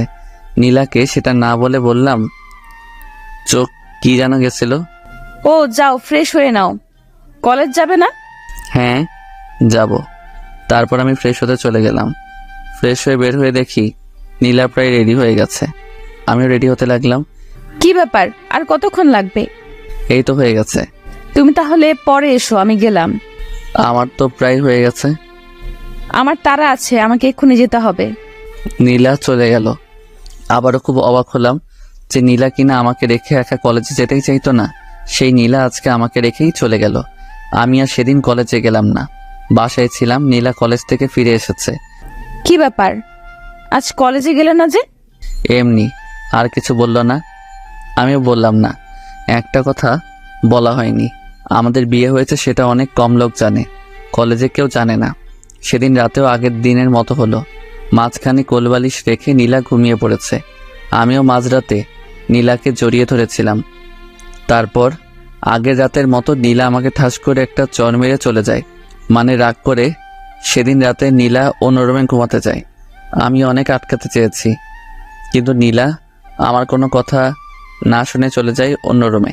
এইভাবে আমাদের দূরত্ব বাড়তে থাকে। আগে নীলা আমাকে একা অপমান করলে ইদানিং আমার আব্বু আম্মুকে অপমান করে। একদিন আম্মু নীলাকে রান্নার কাজে সাহায্য করতে বলেছিল, আর নীলা তার বিপরীতে জবাব দিয়েছিল সে কাজের লোক নাকি যে সে রান্না করবে। এক কথায় দুই কথায় তাদের মাঝে ঝগড়া লেগে যায়। নীলা যা না তাই বলে, আমার আম্মুকে অপমান করছে। আমি সেটা নীরবে সহ্য করব না। আমি গিয়ে আমার সমস্ত শক্তি দিয়ে নীলার গালে চর মারি। নীলা চর খেয়ে বলে, ছোট লোকের বাচ্চা, তো সাহস হয় কি করে আমার গালে হাত তোলার? আমার আব্বু আম্মু আমাকে কোনোদিন মারলো না, আর তুই একটা ছোট লোক হয়ে আমাকে মারলি? তোকে এই অধিকার কে দিয়েছে? তুই নিজেই সেই অধিকার দিয়েছিস, বলে গেছিস নাকি? হ্যাঁ, আজ থেকে ভুলে যাব। আমি থাকবো না আর তোর বাসায়। আমাকে মুক্তি দে, আমাকে স্বাধীনতা দে। যা যা, অনেক হয়েছে। তুই যা চাইলি তাই হবে। হ্যাঁ, আমি আজকে এই বাসা ছেড়ে আমার বাসায় চলে যাব। কেন থাকবো তোর বাসায়? তোর অপমান সহ্য করার জন্য? না, কোনোদিন না। যে ছেলে বিয়ে করে বউয়ের দায়িত্ব নিতে পারে না, আব্বুর ঘাড়ের উপর বসে খায়, সেই ছেলের সাথে সংসার করার থেকে না করা অনেক ভালো। ভালো যখন তখন করিস না। এতদিন ধরে তোর সব অন্যায় কাজ মুখ বুজে সহ্য করেছি, কিন্তু আর না। তুই যেতে পারিস নীলা। আর কিছু না বলেই হনহন করে উপরে চলে গেল। আমি আম্মুর কাছে নীলার হয়ে ক্ষমা চেয়ে নিলাম। কিছুক্ষণের মধ্যে নীলা ব্যাগ গুছিয়ে নিচে চলে এসেছে। গেলাম আমি, এই বাসা থেকে বোরিং হয়ে গেছি। আমি আর নীলাকে আটকালাম না। নীলা চলে গেছে। 2 ঘন্টা পর নীলার আব্বুর ফোন। আমি কল রিসিভ করে সালাম দিলাম। বাবা, তোমার আর নীলার কি কিছু হয়েছে? আমি তারপর সব বললাম। নীলার আব্বু বলল, আচ্ছা বাবা, তুমি চিন্তা করো না, সব ঠিক হয়ে যাবে। মেয়ে আমার একটু জেদি। কল কেটে দিল। আমি সেদিন রাতে আরো বেশি করে মিস করছিলাম নীলাকে। এতদিন মেয়েটাকে দেখেছি, কিন্তু আজ দেখতেই পেলাম না। অনেক কষ্ট হচ্ছে আমার। রাতে কিছুতেই ঘুম আসছিল না। যদিও গত কিছু রাতে আমি ঘুমাতে পারি না, ঘুমানোর জন্য মাঝে মাঝে একটা করে ঘুমের ট্যাবলেট খাই। নীলাকে মিস করছিলাম, তাই নীলাকে কল দিলাম। কল দিচ্ছি আর নীলা কেটে দিচ্ছে, কিন্তু আমি তবুও কল দিয়ে যাচ্ছি এই আশায় একবার যদি কল রিসিভ করে পাগলিটার কণ্ঠস্বর শুনতে পারবো। তাতেই অনেক। কলের পর কল দিচ্ছিলাম, একসময় ধরলো। ওই, তোর কি কোনো কাজ কাম নেই? এত রাতে আমাকে এতবার করে ফোন দিচ্ছিস কেন? হ্যাঁ, ও হ্যাঁ, তুই তো সত্যিই কোনো কাজ কাম নেই, সারাদিন টোটো করে ঘুরে বেড়ানো ছাড়া। আমি তোমাকে ভালোবাসি নীলা, প্লিজ আমার কাছে চলে এসো, খুব কষ্ট হচ্ছে আমার। ভালোবাসি সেটা অন্য কাউকে গিয়ে বলবি কেমন? আর আমি তোর কাছে কোনোদিনও যাব না। একবার গিয়ে অনেক বড় ভুল করে ফেলেছি। আগে যদি জানতাম এমন হবে, তোর মতন ছেলের সাথে কোনোদিন মিশতাম না। ছোট লোক কোথাকার। ফোন রাখ, আর কখনো আমার নাম্বারে কল দিবি না। প্লিজ এমন করো না, তুমি না আমার বিয়ে করা বউ। আমি তোকে ডিভোর্স দিয়ে দিব। নীলার মুখে ডিভোর্সের কথা শুনে নিজেকে আর সামলে রাখতে পারলাম না, কেঁদে দিলাম। নীলা আমার কান্না শুনছিল। নীলা বলল, দেখ, যা হবার হয়ে গেছে। আবেগের বশে মানুষ কত কিছু করে। যা হয়ে গেছে তা তুই ভুলে যা। কি করে বলবো তোমায় বলো? কি করে বলবো তোমার সাথে কাটানো দিনগুলো? আমি বলতে পারবো না, আমার পক্ষে সম্ভব না। সেটা তোর ব্যাপার, কিন্তু আমি এইসব ভুলে যেতে চাই। আচ্ছা, আমি বেশি কিছু জানতে চাইবো না, শুধু এইটুকু জানতে চাই তুমি কেন এমন করছো। তা আমি আর কি করব? তুই এখনো বেকার, তোর কাছে কিছু চাইলে তুই দিতেই পারবি না। আব্বু আম্মুর কাছ থেকে আমাকে সব নিতে হয়। তার থেকে ভালো আমি তোকে ছেড়ে দিয়ে আব্বু আম্মুর কাছেই থাকবো। আচ্ছা, ভালো থেকো, রাখি। কল কেটে দিলাম। নীলার কথা যত শুনছিলাম তত বেশি কষ্ট পাচ্ছিলাম। আমি বেকার বলে নীলা আমার থেকে দূরে সরে গেল, কিন্তু নীলা আমি তো তোমাকে কাছে টেনে নিয়েছিলাম না, তুমি নিজেই টেনে নিয়ে আবার নিজেই দূরে সরিয়ে দিলে, কিন্তু কেন? ও হ্যাঁ, আমি তো বেকার, তার জন্য। এইভাবে কেটে গেল 15 দিন। আমি বাসা থেকে বের হই না, কলেজে যাই না, কিন্তু সামনে পরীক্ষা, তাই কলেজে যেতে হবে। আমাকে এখন দেখতে একদম পাগলের মতো, যেমন ছিলাম তেমনভাবেই কলেজে চলে গেলাম। আজকে হেঁটেই যাচ্ছি, সাইকেল ব্যবহার করি না, তুলে রেখে দিচ্ছি। কলেজে গিয়ে দেখি নীলা আর তার বান্ধবীরা আড্ডা দিচ্ছে। আমি নীলাকে দেখে নিজেকে ধরে রাখতে পারলাম না, ছুটে নীলার কাছে চলে গেলাম। নীলার কাছে যাওয়ার পর নীলার হাত ধরলাম। নীলা আমাকে দেখে রেগে গেছে, তার উপর হাত ধরেছে। নীলা আমাকে সজোরে একটা থাপ্পড় দিয়ে বলে, এই ছোট লোক, তোর সাহস কি করে হয় আমার হাত ধরার? নীলা তুমি আমার। আমি তোর কি শুনি? আমি তোর কেউ না। আমার কথা পুরোটা শেষ করার আগে নীলা কথাটা বলল, আমার ভালো লাগছে না। গত কয়েকদিন ধরে সময় মতো খাই না, ঘুমাই না, শরীর এমনিতেই দুর্বল ছিল, তার উপর রোদে হেঁটে এসেছি, খুব খারাপ লাগছে। আমি চুপ করে দাঁড়িয়েছিলাম। কিরে, কিছু বলছিস না কেন? আমি আর দাঁড়িয়ে থাকতে পারছিলাম না, মাথাটা ঘুরছে, আমি বসে পড়লাম। কিরে, ভিক্ষা করবি নাকি? এমন ভাবে বসে আছিস কেন? কিছু বলছি না, চুপ করে বসে আছি। নীলা রেগে সেখান থেকে চলেই গেল। আমিও নীলার পেছন পেছন চলতে শুরু করলাম। খুব কষ্ট হচ্ছে, তবুও নীলার পেছন নিয়েছি। হঠাৎ আবারও আমার মাথা ঘুরে যায়। এইবার আর নিজেকে সামলাতে পারলাম না। মাথা ঘোরার কারণে এবার আমি পড়ে যাই, কিছু মনে নেই। আর তারপর যখন জ্ঞান আসে তখন দেখি কলেজের কিছু বড় ভাই আমার মাথায় পানি ঢালছিল। নীলা আমাকে দেখেও আমার কাছ থেকে চলে গেছে। এইবার সব থেকে বড় ধাক্কা খেলাম। আমি বড় ভাইয়াদের ধন্যবাদ দিয়ে বাসায় চলে আসলাম। যদিও ভাইয়ারা বলেছিল আমাকে বাসায় পৌঁছে দিবে, কিন্তু আমি তাদের কোনো সাহায্য নিয়েছিলাম না। আমি একাই বাসায় চলে আসি। আম্মু বলল, কি হয়েছে? আমি কোনো উত্তর না দিয়ে নিজের রুমে চলে গেলাম। তারপর ফুল সাউন্ডে গান ছেড়ে আমি প্রচণ্ড জোরে কান্না করতে শুরু করলাম। কান্না করছি তো করেই যাচ্ছি। একসময় নিজেকে বোঝালাম যে আমাকে ইনকাম করতে হবে, নীলাকে দেখিয়ে দিতে হবে। নীলা আমাকে অনেক অপমান করেছে। আর না, আমি গোসল করলাম, তারপর খেতে এলাম। গেল কয়েকদিন সময় মতো কিছু খাওয়া হয় না। এখন থেকে আগে নিজেকে ঠিক রাখবো, তারপর বাকি চিন্তা। আমি আর নীলার কথা ভেবে একদম কষ্ট পাবো না, অনেক হয়েছে। খেয়ে দিয়ে একটু বের হলাম। আমার এক বন্ধুর সাথে দেখা হলো, মানে স্কুল লাইফের। ওর আব্বু বড় এক কোম্পানি আছে। আর হ্যাঁ, আমি এসএসসি পরীক্ষার সময় ওকে অনেক কিছু দেখিয়েছিলাম। যদি আমি না দেখাতাম তবে বেচারা নিশ্চিত ফেল করত। বন্ধুর নাম রাফি। রাফি আমাকে দেখে আমার দিকে এগিয়ে এলো।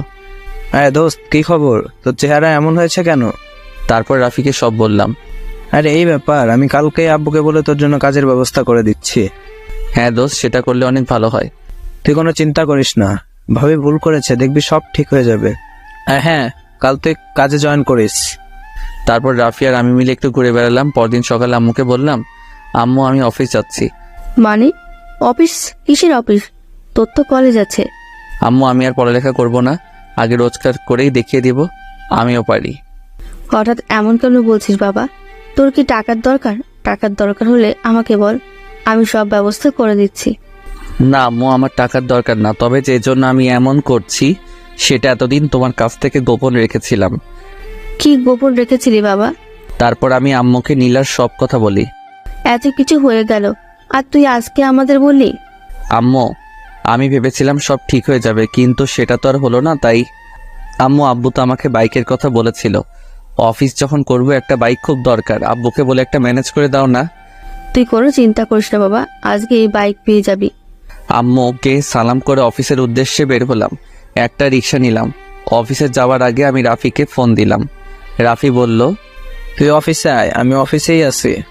আমি অফিস চলে গেলাম, কিন্তু দারোয়ান আমাকে ঢুকতে দিচ্ছে না। তাই আবার রাফিকে ফোন দিলাম। রাফি নিজেই নিচে চলে এলো। রাফি আমাকে নিয়ে তার বাবার কাছে চলে গেল। আব্বু, এই সোহেল আমার বন্ধু, যার কথা তোমাকে বলেছিলাম। আচ্ছা বাবা, তুমি পড়ালেখা বাদ দিয়ে হঠাৎ চাকরি করবে কেন? আমি তাকে আমার সব কথা বললাম। রাফির আব্বু আমার কথা শুনে বলল, বাবা তুমি এক কাজ করো, তুমি চাকরিও করো সাথে পড়ালেখাও করো।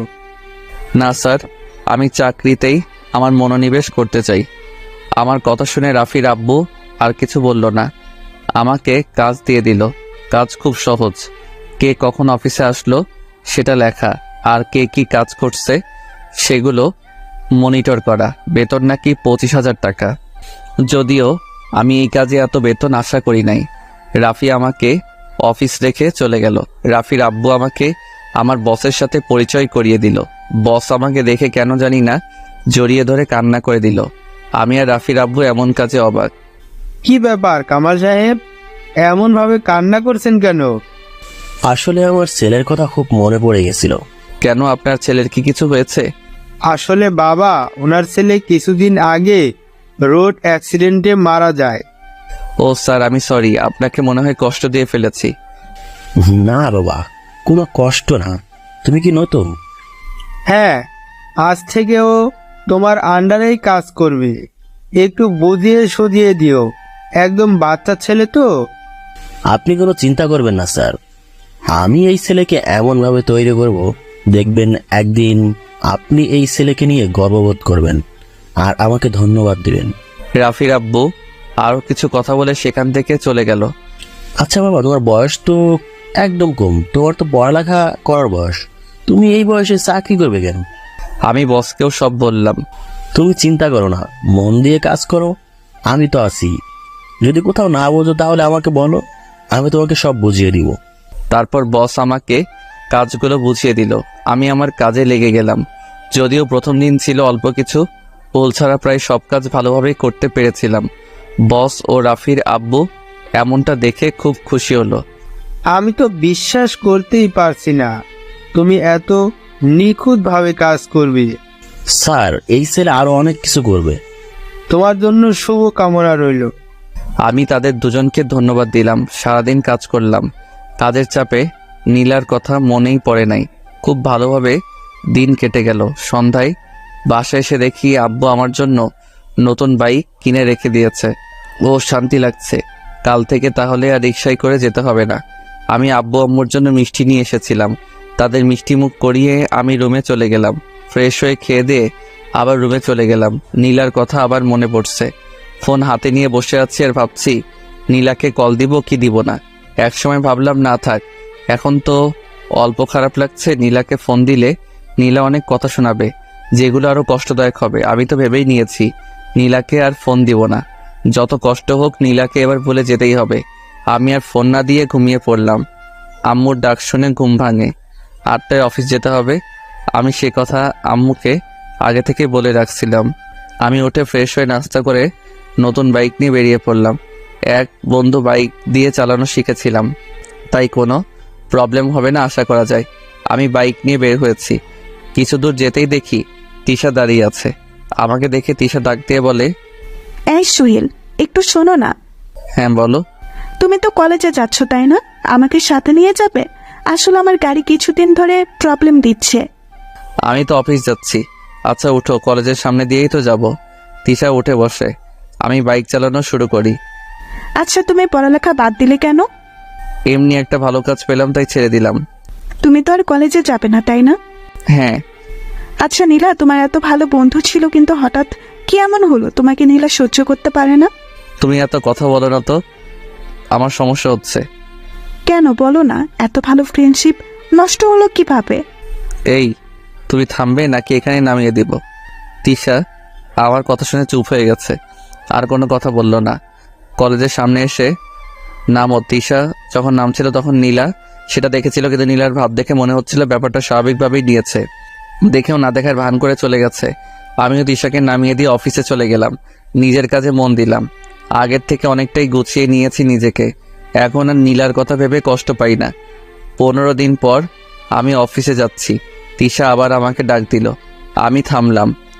আচ্ছা, আমি প্রতিদিন দেখি তুমি একা একাই রাস্তা দিয়ে যাও। এক কাজ করবে, আমাকে প্রতিদিন নিয়ে যাবে, তাহলে আমার গাড়ির তেল খরচের টাকা বেঁচে যাবে আর কি। আমি ভাবলাম আমি তো একাই যাই, তিশাকে নিলে তেমন সমস্যা হবে না। আমি বললাম আচ্ছা। তুমি তো মনে হয় আজকে গাড়িতে যাবে না, তাই তো? তোমার বাইক থাকতে গাড়িতে কেন যাবো বলো তো? তাহলে কথা না বাড়িয়ে ওঠো। তিশা বাইকে উঠে পড়ল, তবে এমনভাবে আমার গা ঘেঁষে বসেছে আমার কাতুকুতু লাগছে। আচ্ছা, একটা কথা জিজ্ঞেস করি। হ্যাঁ করো। তোমার কি কোনো গার্লফ্রেন্ড আছে? না, আমার কোনো গার্লফ্রেন্ড নেই। যেটা জানতে চেয়েছো আমি সেটার উত্তর দিয়েছি। সত্যি আমার কোনো গার্লফ্রেন্ড নেই। যদি জানতে চাইতো বউ আছে কিনা, তবে বলতাম হ্যাঁ আছে। তবে সেটা এখন শুধু কাগজে কলমে, কবে জানি না ডিভোর্স লেটার হাতে পাবো। তাহলে তো ভালোই হলো। কিসের ভালো আর কেন ভালো? আমি প্রতিদিন তোমার বাইকে যাব, কেউ কিচ্ছু বলবে না তাই। কথা বলতে বলতে কলেজের সামনে চলে এসেছি। সেদিনও নীলা দেখলো কিন্তু কোনো রিয়াক্ট করলো না। এইভাবে আমি এখন প্রতিদিন তিশাকে কলেজে ছেড়ে দেই। নীলা প্রথম কোনো রকম রিয়াক্ট না করলো, ইদানিং দেখি নীলা কেমনভাবে যেন তাকিয়ে থাকে। মাঝে মাঝে মনে হয় খুব রেগে আছে, কিন্তু আমি সেই দিকে কোনো খেয়াল করি না। আমি এমনভাবে নীলার দিকে তাকিয়ে থাকি কেউ বুঝতে না পেরে। আজকে আমি প্রথম বেতন পেয়েছি, খুব ভালো লাগছে নিজের ইনকাম করা টাকা হাতে পেয়ে। অফিস থেকে বের হয়ে আমি শপিং মলে গেলাম। সেখান থেকে আব্বু আম্মু আর নীলার জন্য কিছু জামা কাপড় কিনলাম। বাসায় এসে আব্বু আম্মুকে আমার প্রথম রোজগারের টাকা দিয়ে কেনা জিনিসগুলো দিলাম। আব্বু আম্মু এত খুশি হলো বলে বোঝানো যাবে না। পরদিন আমি একটু আগে বাসা থেকে বের হলাম, সাথে নীলার জন্য কেনা শাড়ি নিয়ে কলেজে গেলাম। দেখলাম নীলা তার বান্ধবীদের সাথে বসে আছে। আমি গিয়ে নীলাকে ডাক দিলাম। নীলা উঠে এলো। কি ব্যাপার, ডাক দিলি কেন? এই নাও, এটা তোমার জন্য, আমার রোজগার করার টাকা দিয়ে কিনেছি। শাড়িটা নীলার দিকে এগিয়ে দিয়ে বললাম। নীলা সেটা না নিয়ে আমাকে অনেক কথা শুনিয়ে চলে গেল। মনটা আবার খারাপ হয়ে গেল। আমি শাড়ি নিয়ে বের হচ্ছিলাম, তখন দেখি তিশা আসছে। তিশা আমাকে দেখে আমার দিকে রেগে আসছে। আমার কাছে এসে, তাই তুমি আমাকে আজ রেখে আসছো কেন? এমনি। তোমার হাতে কি? শাড়ি। নিশ্চয়ই আমার জন্য এনেছো, আর আমাকে সারপ্রাইজ দিবে বলেই আগেই চলে আসতো, তাই না? হ্যাঁ। না মানে? হয়েছে, আর বলতে হবে না। শাড়ি এনেছো কিন্তু সেটা দেবার মতো সাহস নেই, ভীতু কোথাকার। তিশা আমার হাত থেকে শাড়ির প্যাকেট নিয়ে নিল। শাড়ি বের করে দেখে বলল, খুব সুন্দর হয়েছে। তাহলে আমি আজ যাই, অফিসে দেরি হয়ে যাচ্ছে। আর একটু থাকো না। না, দেরি হয়ে যাবে। চলে গেলাম। পরদিন সকালে দেখি দিশা আমার দেওয়া শাড়ি পরে দাঁড়িয়ে আছে। এই তোমার ড্রেস কই? আজকে তো কলেজে অনুষ্ঠান আছে, তাই আমি শাড়ি পরেছি। আমি তিশাকে বাইকে তুলে নিলাম। কলেজের সামনে যখন নামিয়ে দিচ্ছিলাম তখন দেখি নীলা তার বান্ধবীদের সাথে আসছে। নীলাকে শুনিয়ে বললাম, তিশা একটা কথা বলি। হ্যাঁ বলো। তোমাকে এই শাড়িটা অনেক সুন্দর মানিয়েছে। এই শাড়িটা তোমার জন্যই পারফেক্ট। সবাইকে তো আর সবকিছুতে বানায় না, এই শাড়ি শুধু তোমাকেই মানায়। ও হ্যাঁ, আমি তো ভুলেই গেছিলাম।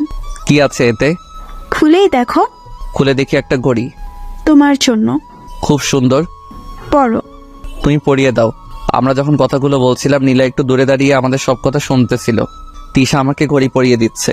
তখন নীলার দিকে তাকিয়ে দেখি চোখ দুটো লাল হয়ে গেছে, চোখ দিয়ে পানি পড়ছে, আর আমাদের দিকে করুণ দৃষ্টিতে তাকিয়ে আছে। আমি নীলার দিকে যখন তাকালাম, নীলা তাড়াতাড়ি করে চোখ মুছে নিল। তিশা, তোমাকে অনেক ধন্যবাদ। ধন্যবাদ দেওয়ার কি আছে? সত্যি বলতে ঘড়িটা তোমার হাতে না অনেক ভালো মানিয়েছে। হ্যাঁ, তোমার পছন্দ আছে, সবাই তো আর তোমার মতো পছন্দ করতে পারে না। আবার নীলার দিকে তাকিয়ে দেখি আবার চোখ দিয়ে পানি পড়ছে, তবে আগের থেকে বেশি। কিন্তু নীলা এত কান্না করছে কেন? দূর, সেটা আমার দেখার বিষয় না। তিশা, আমি যাই, অফিসে দেরি হয়ে যাচ্ছে। হ্যাঁ যাও, দেখে শুনে যেও। আমি অফিসে চলে গেলাম। নীলার জন্য মায়া হচ্ছে। ও যখন কান্না করছিল একদম শিশুদের মতো লাগছিল। আমি এত কিছু না ভেবে নিজের কাজে মন দিলাম। সারাদিন কাজ করে খুব ক্লান্ত হয়ে গেছে। অন্যদিনের তুলনায় আজকে একটু বেশি কাজ ছিল। অফিস শেষ করে বাসায় ফিরবো, তখন তিশার ফোন। হ্যালো। হ্যালো। এই, তুমি কান্না করছো কেন? তিশা কিছু না বলে কান্না করেই যাচ্ছে। কি ব্যাপার, তুমি কান্না করছো কেন? তিশা কিছু না বলে শুধু এইটুকু বলল, তাদের বাসায় যেতে হবে। কেন, তোমাদের বাসায় কি? প্লিজ আসো না একটু। আমি আর কথা বাড়ালাম না, তিশাদের বাসায় চলে গেলাম। বাসার কলিং বেল চাপার সাথে সাথে দরজা খুলে দিল। তুমি কে বাবা? জি, আমি সোহেল। তিশা আমাকে আসতে বলেছে। ও, তুমি সেই। আসো বাবা, ভেতরে এসো। দেখো না মেয়েটা সেই কখন থেকে কেঁদে যাচ্ছে। আমি তিশার কাছে গিয়ে বললাম, এই তুমি অমনভাবে কাঁদছো কেন? নীলা বলছে সে নাকি তোমার গার্লফ্রেন্ড। তিশান এমন কথা শুনে আমি তো অবাক। আমি বললাম, কখন বলছে এই কথা? সকালে যখন তুমি চলে গেলে তখন। আমি কি বলবো, আমার কিছু বলার নেই, শুধু রাগ হচ্ছে নীলার উপর। এইভাবে আমাকে কালার করলো কেন? আচ্ছা, নীলা যদি আমার গার্লফ্রেন্ড হয়েও থাকে, এতে তোমার কান্না করার কি আছে? কি নেই সেটা বলো, আমি তোমাকে অন্য কারোর সাথে ভাগ করে নিতে পারবো না। মানে এখানে ভাগাভাগির কি আসলো, কোথা থেকে? সেটা তুমি বুঝবে না। তুমি তো মনে হয় অফিস থেকে আমাদের বাসায় আসছো, তাই না? হ্যাঁ, বাসায় যাওয়ার সুযোগ দিলে তো আমি বাসায় যাব। আচ্ছা যাও, তুমি ফ্রেশ হয়ে আসো, আমি আম্মুকে বলে খাবার দিচ্ছি। না, আমি বাসায় গিয়ে খাবো। তুমি আমাদের বাসায় না খেলে কিন্তু আমি কান্না করব, আর আমিও কিচ্ছু খাবো না। কি পাগলি মেয়ের বাবা! তিশার পাগলামির কারণে আমি তিশাদের বাসায় সেদিন খেয়ে বাসায় ফিরলাম। বাসায় এসে আব্বু আম্মুর সাথে কিছু কথা বলে রুমে চলে গেলাম। ঘুমানোর জন্য প্রস্তুতি নিচ্ছি, ঠিক তখন অচেনা একটা নাম্বার থেকে কল আসে। আমি কল রিসিভ করলাম। সালাম দিয়ে বললাম, কে? ওপাশ থেকে একটা মেইলি কণ্ঠ বলে, আমি কি সেটা না জানলেও চলবে। তা আজকাল দেখছি বাসায় বউ রেখে অন্য মেয়েদের সাথে ঘোরাঘুরি হচ্ছে। সরি, আপনি মনে হয় কোথাও ভুল করছেন। ভুল কেন করতে যাব? আমি তো ঠিকটাই বললাম। আপনি পুরোপুরি ভুল বলছেন। আমার বাসায় কোনো বউ নেই। আপনি মনে হয় ভুল নাম্বারে কল দিয়েছেন। আচ্ছা, আমি একটু চেক করে নিচ্ছি।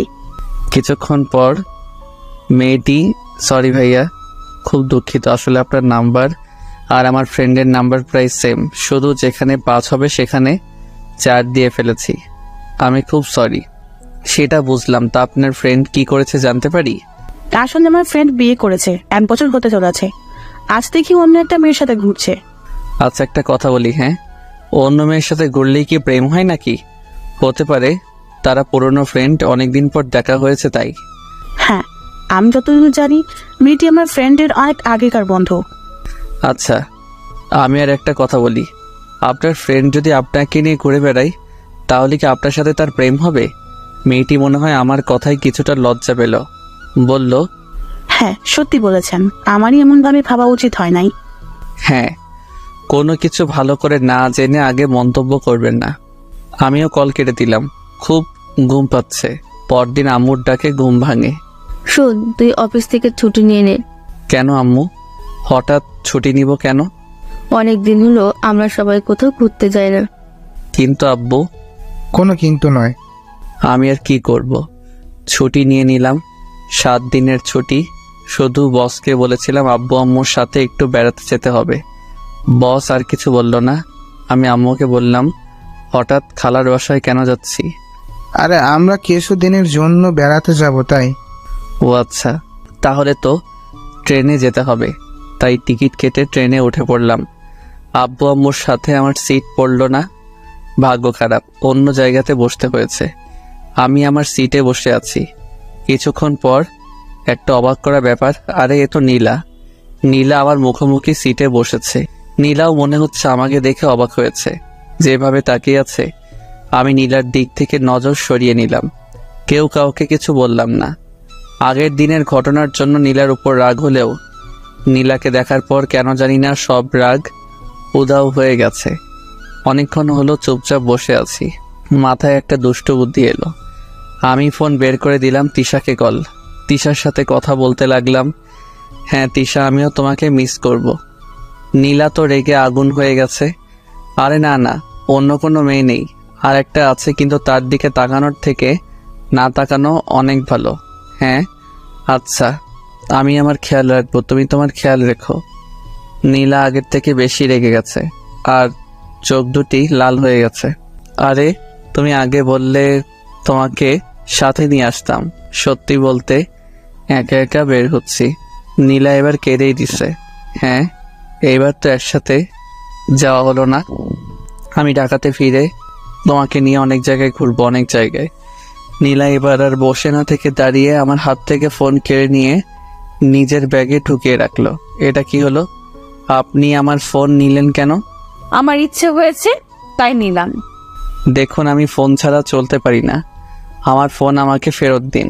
নীলা তারপর যা করলো সেটা হলো ফোনের সিম খুলে আমাকে ফোন দিয়ে দিল। এটা কি হলো? আমি নেট চালাবো কিভাবে? কেন, নেট চালিয়ে ওই ডাইনির সাথে কথা বলবি তাই না?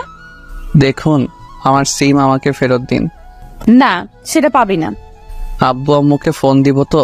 এই নে, আমারটা দিয়ে দে। দৌড়, ভালো লাগে না। আমার জিনিস আমাকে ফেরত দিচ্ছে না। মনে হচ্ছে সিমটা নীলার বাবার কেনা। আমি আর কিছু বললাম না। চোখ বন্ধ করে 2 কানে হেডফোন গুজে গান শুনতে লাগলাম। কে যেন আমার কান থেকে হেডফোন খুলে নিল। আমি চোখ খুলে দেখি নীলা। এই আপনার সমস্যা কি শুনি?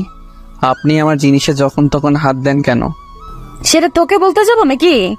দেখুন, এখানে অনেক লোকজন আছে বলে এখন আপনাকে কিছু বলছি না, না হলে চড়িয়ে গাল লাল করে দিতাম। অভদ্রমে একজন অপরিচিত মানুষের সাথে এত কিসের রাগ?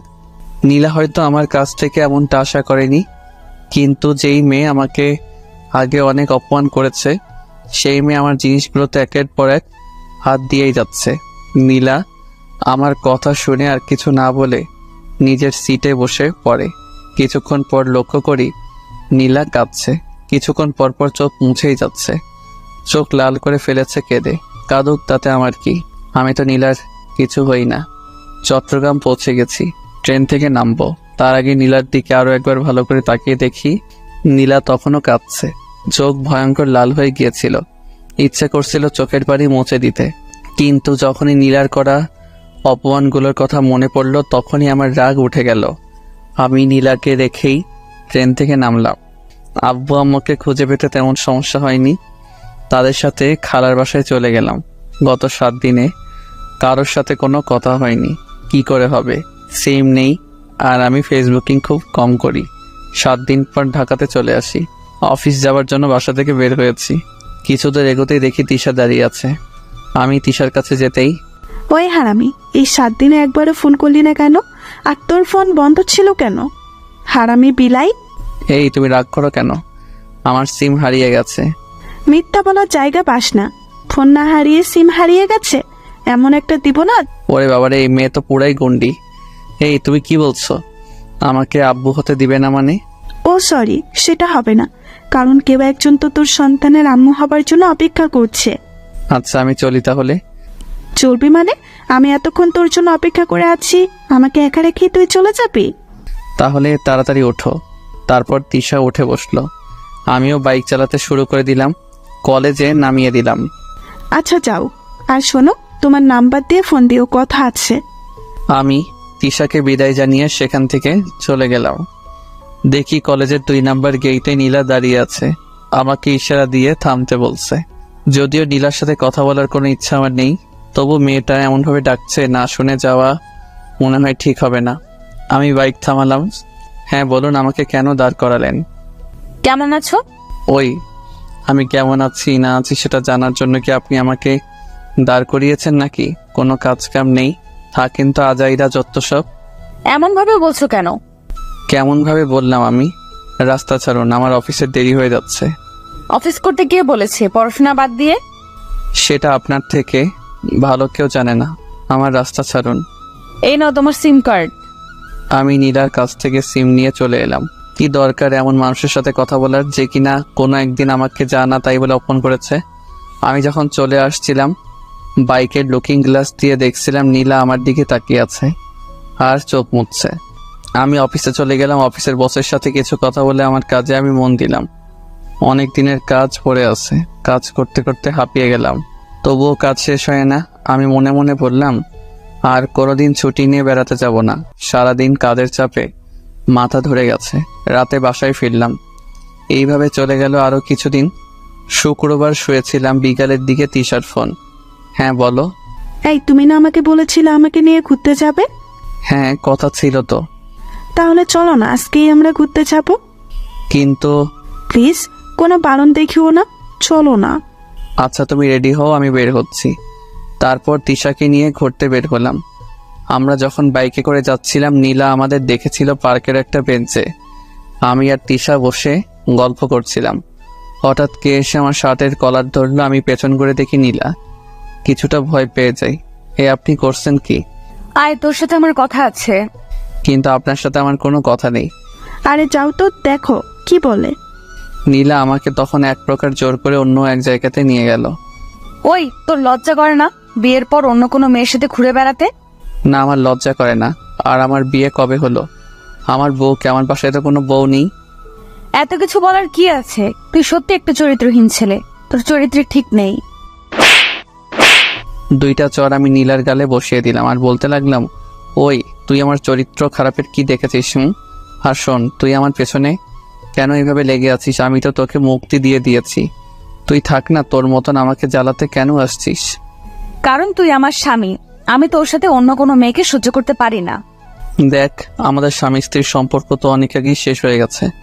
শুধু কাগজে কলমে আছে। আমাকে পেপার পাঠিয়ে দিস, আমি সাইন করে দিব। আর প্লিজ তুই আমাকে এইভাবে জ্বালানো বন্ধ কর। আমি সত্যিই কি তোকে অনেক বিরক্ত করি?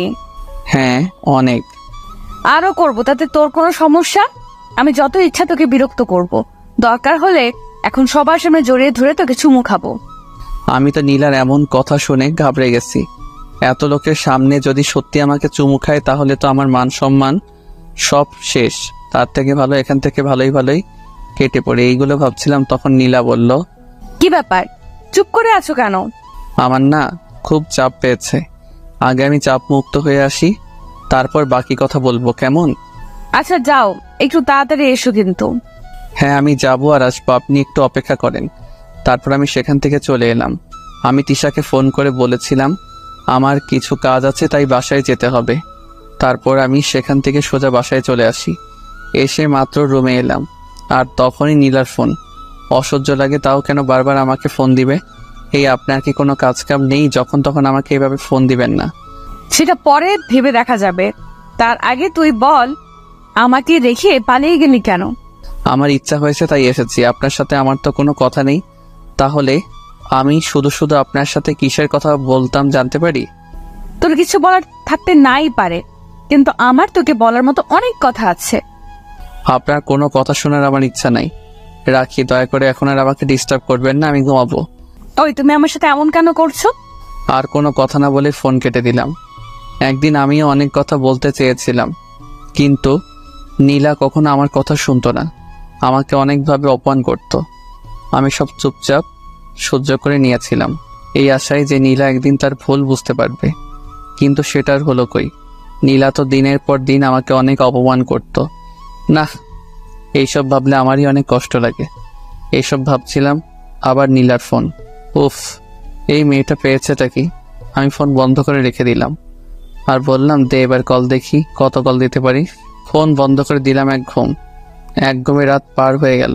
আমি উঠে ফ্রেশ হয়ে নাস্তাকে অফিসে যাওয়ার জন্য বের হয়েছি। প্রতিদিন তিশা যেখানে দাঁড়িয়ে থাকতো আজকে সেখানে ছিল না, মনে হয় আসছে। একটু কল দিয়ে দেখি। তিশাকে কল দিলাম, কল রিসিভ হলো। হ্যালো তিশা, কই তুমি? কলেজে যাবে না? ওপাশ থেকে। তুমি তো সোহেল, তাই না? হ্যাঁ, কিন্তু আপনি কে? আমি তিশার আম্মু বলছি। ও আন্টি, আপনি কেমন আছেন? ভালো নেই বাবা। কেন আন্টি, এমন কেন বলছেন? আসলে বাবা, গতকাল রাত থেকে তিশার মাথা প্রচুর ব্যথা করছিল। তিশা তখন একটা ঘুমের ওষুধ খেয়ে ঘুমায়, কিন্তু সকালে আমরা দেখি তিশার কোনো জ্ঞান নেই। তাই আমি আর তোমার আঙ্কেল তিশাকে হাসপাতালে নিয়ে এসেছি। আচ্ছা আন্টি, চিন্তা করবেন না, আমি বিকালে যাব একবার হাসপাতালে। এই বলে ফোন কেটে দিলাম। অফিস গেলাম কিন্তু কাজে মন বসছে না। বসকে বললাম, বস বলল দুপুর পর্যন্ত কাজ করে তারপর বাসায় যেতে। বসকে ধন্যবাদ জানিয়ে আমি কাজে মন দিলাম। দুপুরে অফিস থেকে ছুটি নিয়ে চলে গেলাম হাসপাতালে। আন্টি বলল তিশাকে নাকি অনেকগুলো টেস্ট করাতে হবে। আমি আন্টির সাথে বেশি কথা না বলে তিশার কাছে চলে গেলাম। দেখি তিশা শুয়ে আছে। আমি তিশার পাশে গিয়ে বসলাম। কোনো কথা বলছি না। হঠাৎ তিশা চোখ মেলে তাকালো। আমাকে দেখে তিশা তো দারুণ খুশি। তোমার এতক্ষণে আসার সময় হলো বুঝি? জানো তোমাকে কত মিস করছিলাম। তুমি এখন সুস্থ আছো তো?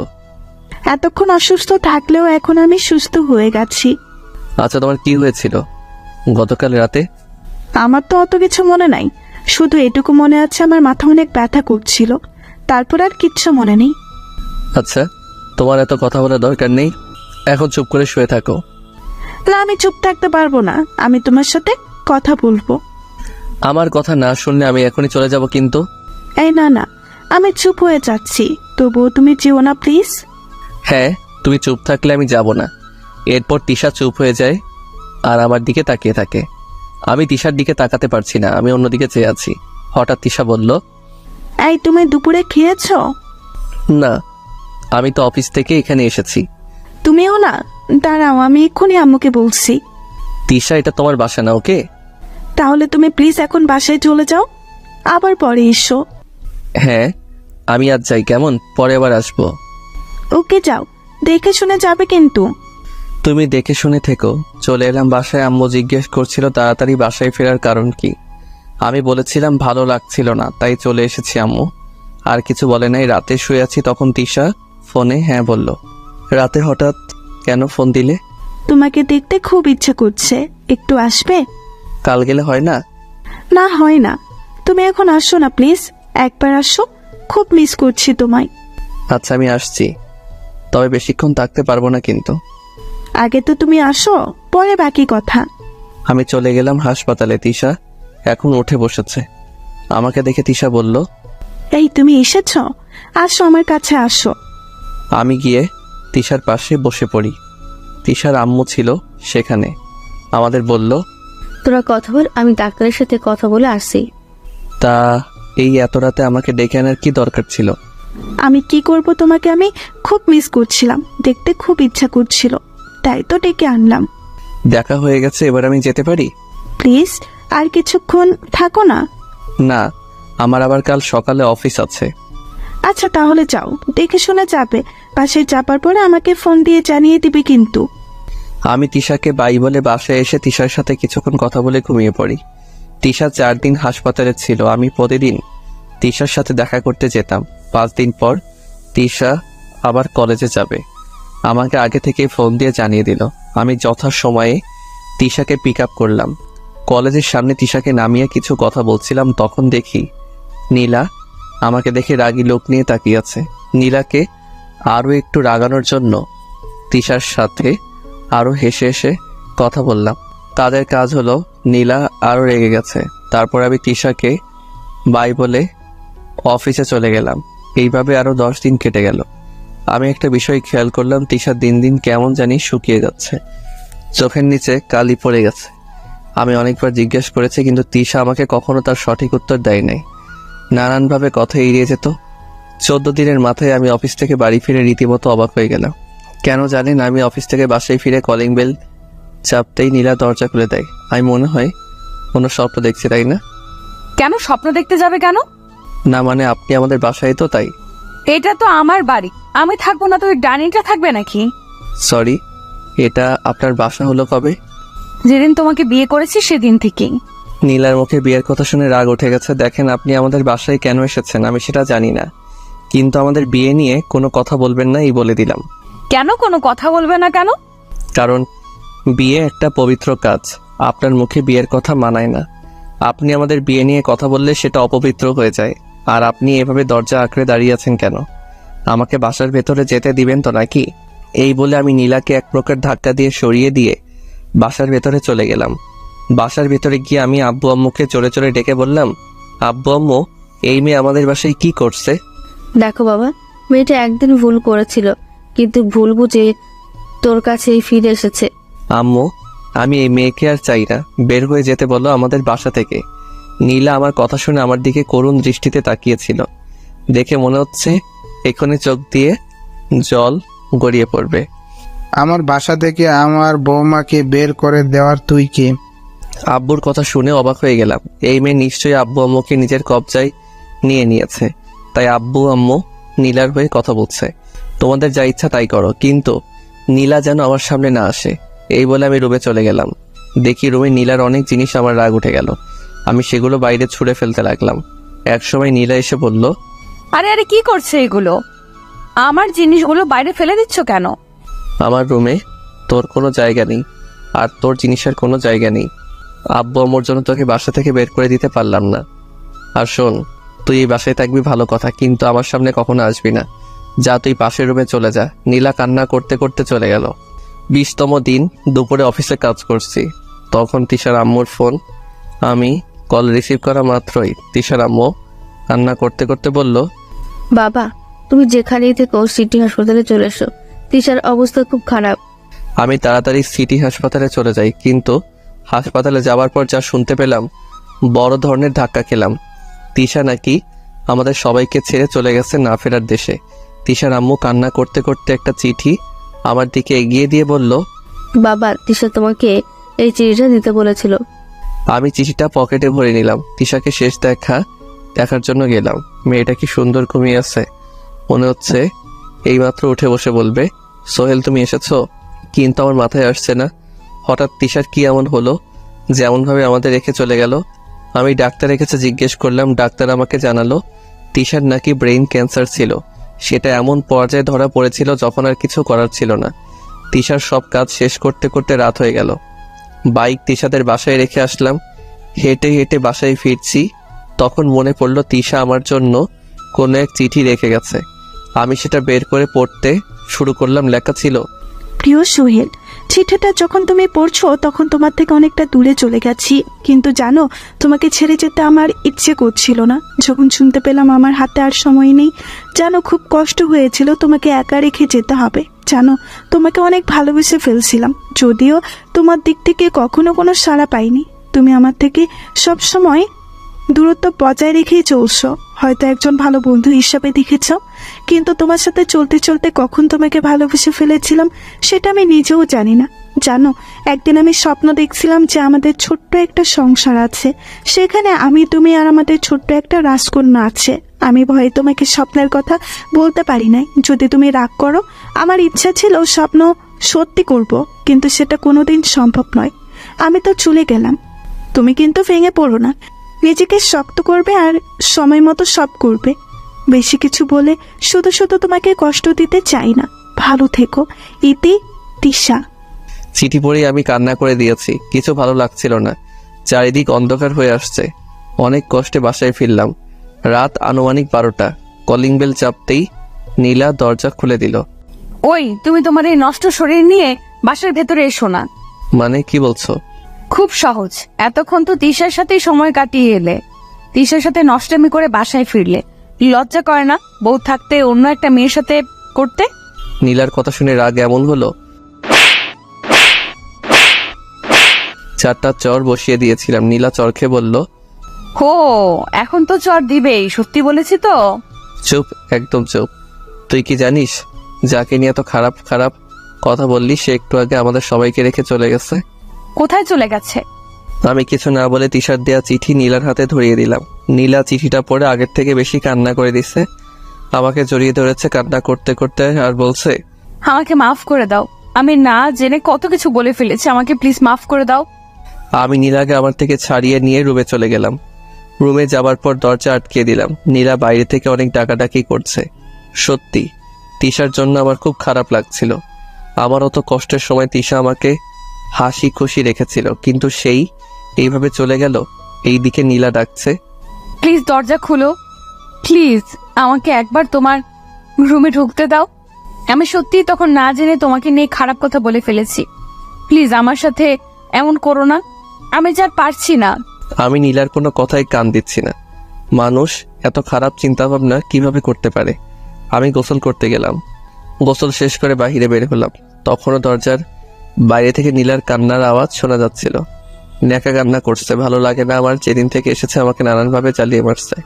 কান্না কিছুতেই থামছে না, কি করবো ভেবে পাচ্ছিলাম না। তিশার জন্য কষ্ট হচ্ছে, তার উপর নীলার কান্না, সব মিলে একটা অসহ্য হয়ে দাঁড়িয়েছে। আমি কোনো উপায় না পেয়ে একটা ঘুমের ওষুধ খেয়ে ঘুমিয়ে পড়লাম। কিছুক্ষণের মধ্যে চোখের দুপাতা লেগে আসলো। আমি হারিয়ে গেলাম ঘুমের রাজ্যে। সকাল হয়ে গেছে, আজান দিচ্ছে, নামাজ পড়বো, তাই উঠে ফ্রেশ হয়ে বেরোলাম। দরজা খুলতেই দেখি নীলা দরজার বাইরে শুয়ে আছে। মায়া হচ্ছিল নীলার জন্য, কিন্তু আমি নীলাকে ডাক দিলাম না। নামাজ পড়তে চলে গেলাম। বাসায় আসলাম একটু বেলা করে। বাসায় আসার পর দেখি নীলা রান্না করছে। আম্মু নীলাকে সাহায্য করছে। আমি আম্মুকে উদ্দেশ্য করে বললাম, আম্মু তোমার কি রান্না করতে অসুবিধা হয়? যদি হয় তবে আমাকে বলো, আমি রান্নার জন্য লোক নিয়ে আসবো। কেন, রান্নার জন্য কাজের লোকের কি দরকার? বৌমা তো আছেই, আমাকে সে কখন থেকে সরিয়ে নিজেই রান্না করছে, আমি শুধু একটু সাহায্য করেছি মাত্র। আম্মু আমি সবার হাতে রান্না খেলেও ওই মেয়ের হাতের রান্না খেতে পারবো না। আমার কথা শুনে নীলার হাসি খুশি মুখ মুহূর্তে অন্ধকার হয়ে গেল।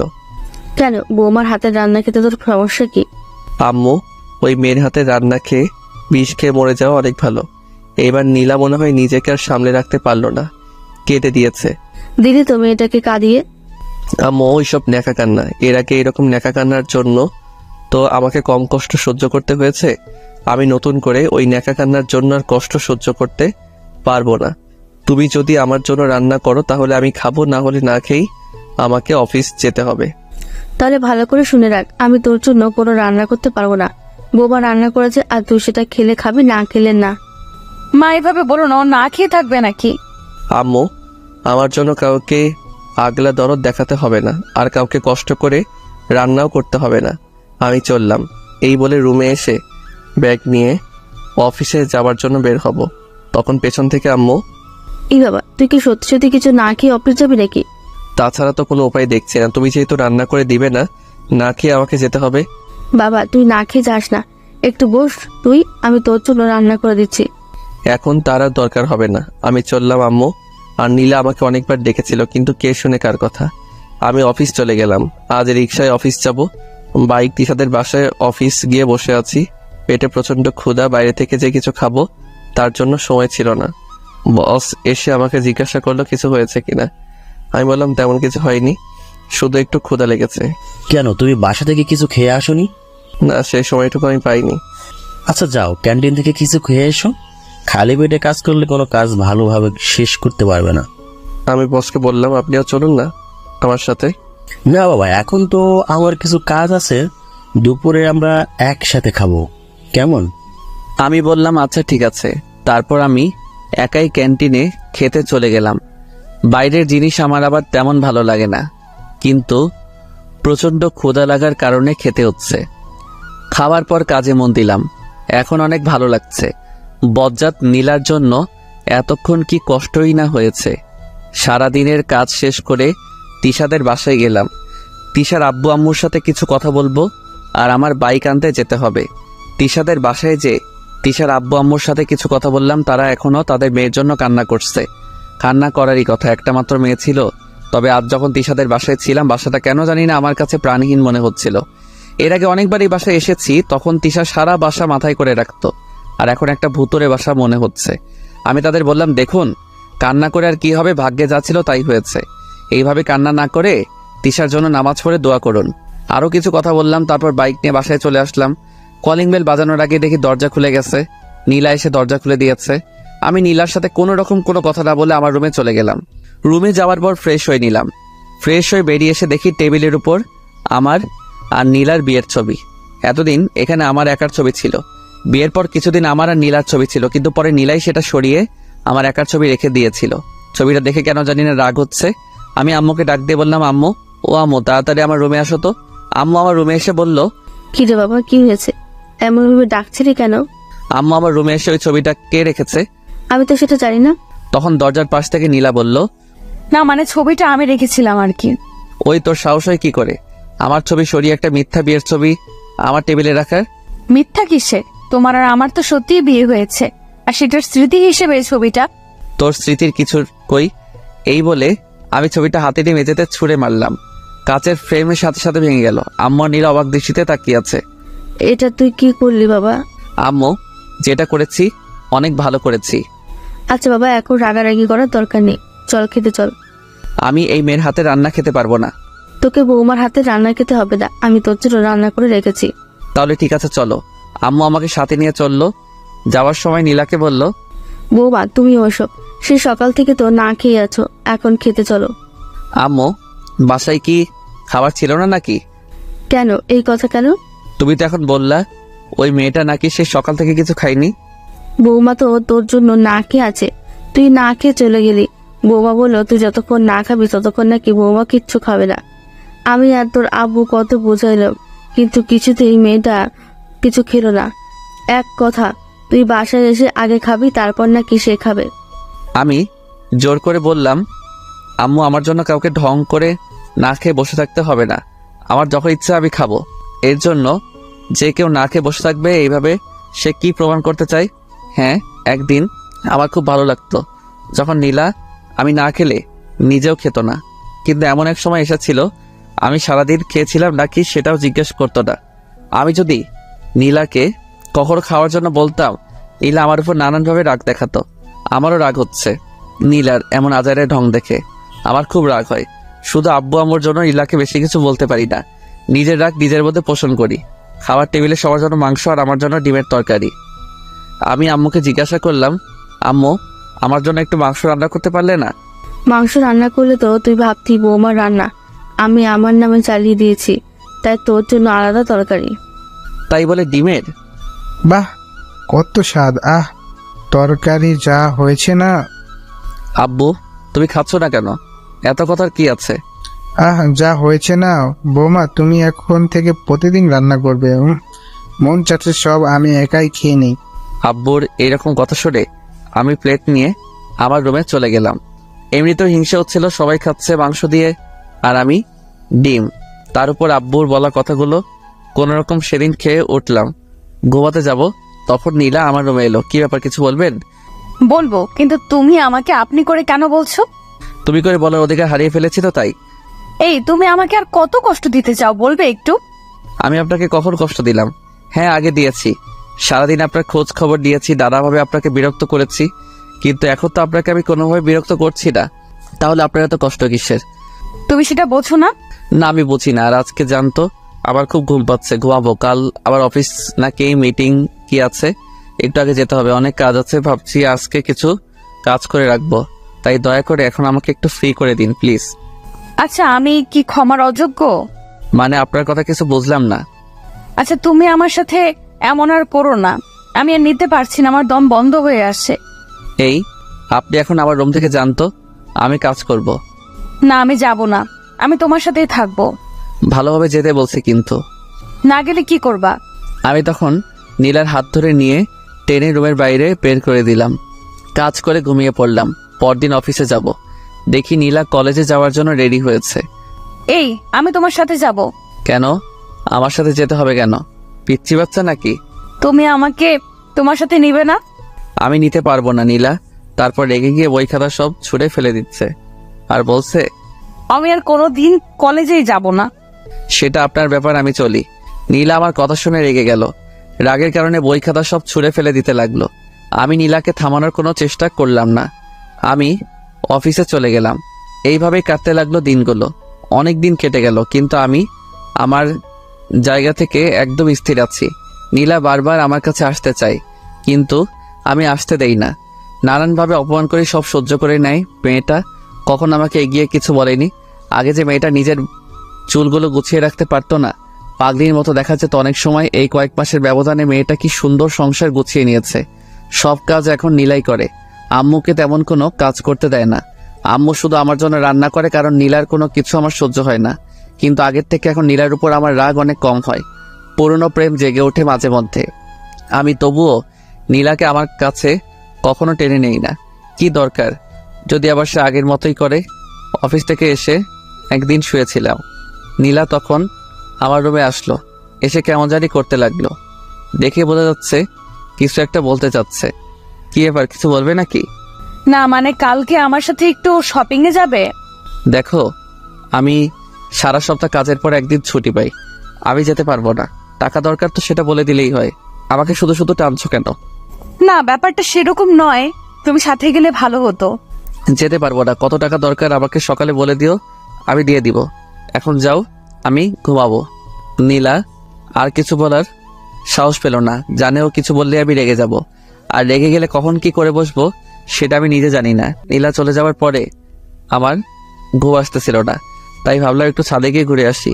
ছাদে গেলাম, অন্ধকার, কিন্তু ছাদে কারো একজনের কান্নার আওয়াজ শোনা যাচ্ছিল। আমি চারদিকে ভালো করে তাকিয়ে দেখি কে কোথায় কাঁদছে। দেখি ছাদের একদম কিনারে দাঁড়িয়ে একটা মেয়ে কাঁদছে।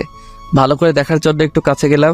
হ্যাঁ, এটা তো নীলা কাঁদছে, কিন্তু এখানে এইভাবে দাঁড়িয়ে কাঁদছে কেন? কি ব্যাপার, এখানে এইভাবে কাঁদছে কেন?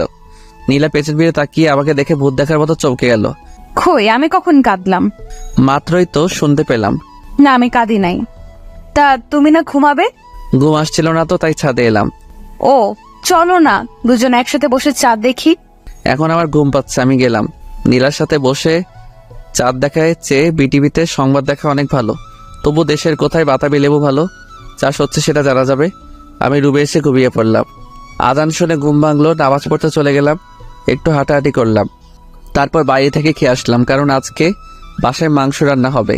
আর আমার জন্য হবে ডিমের তরকারি। ভালো লাগে না, যেদিন বাসায় মাংস রান্না করে সেদিনই আমাকে ডিমের তরকারি খেতে হয়। রান্না পারি না বলে নির্যাতন করে।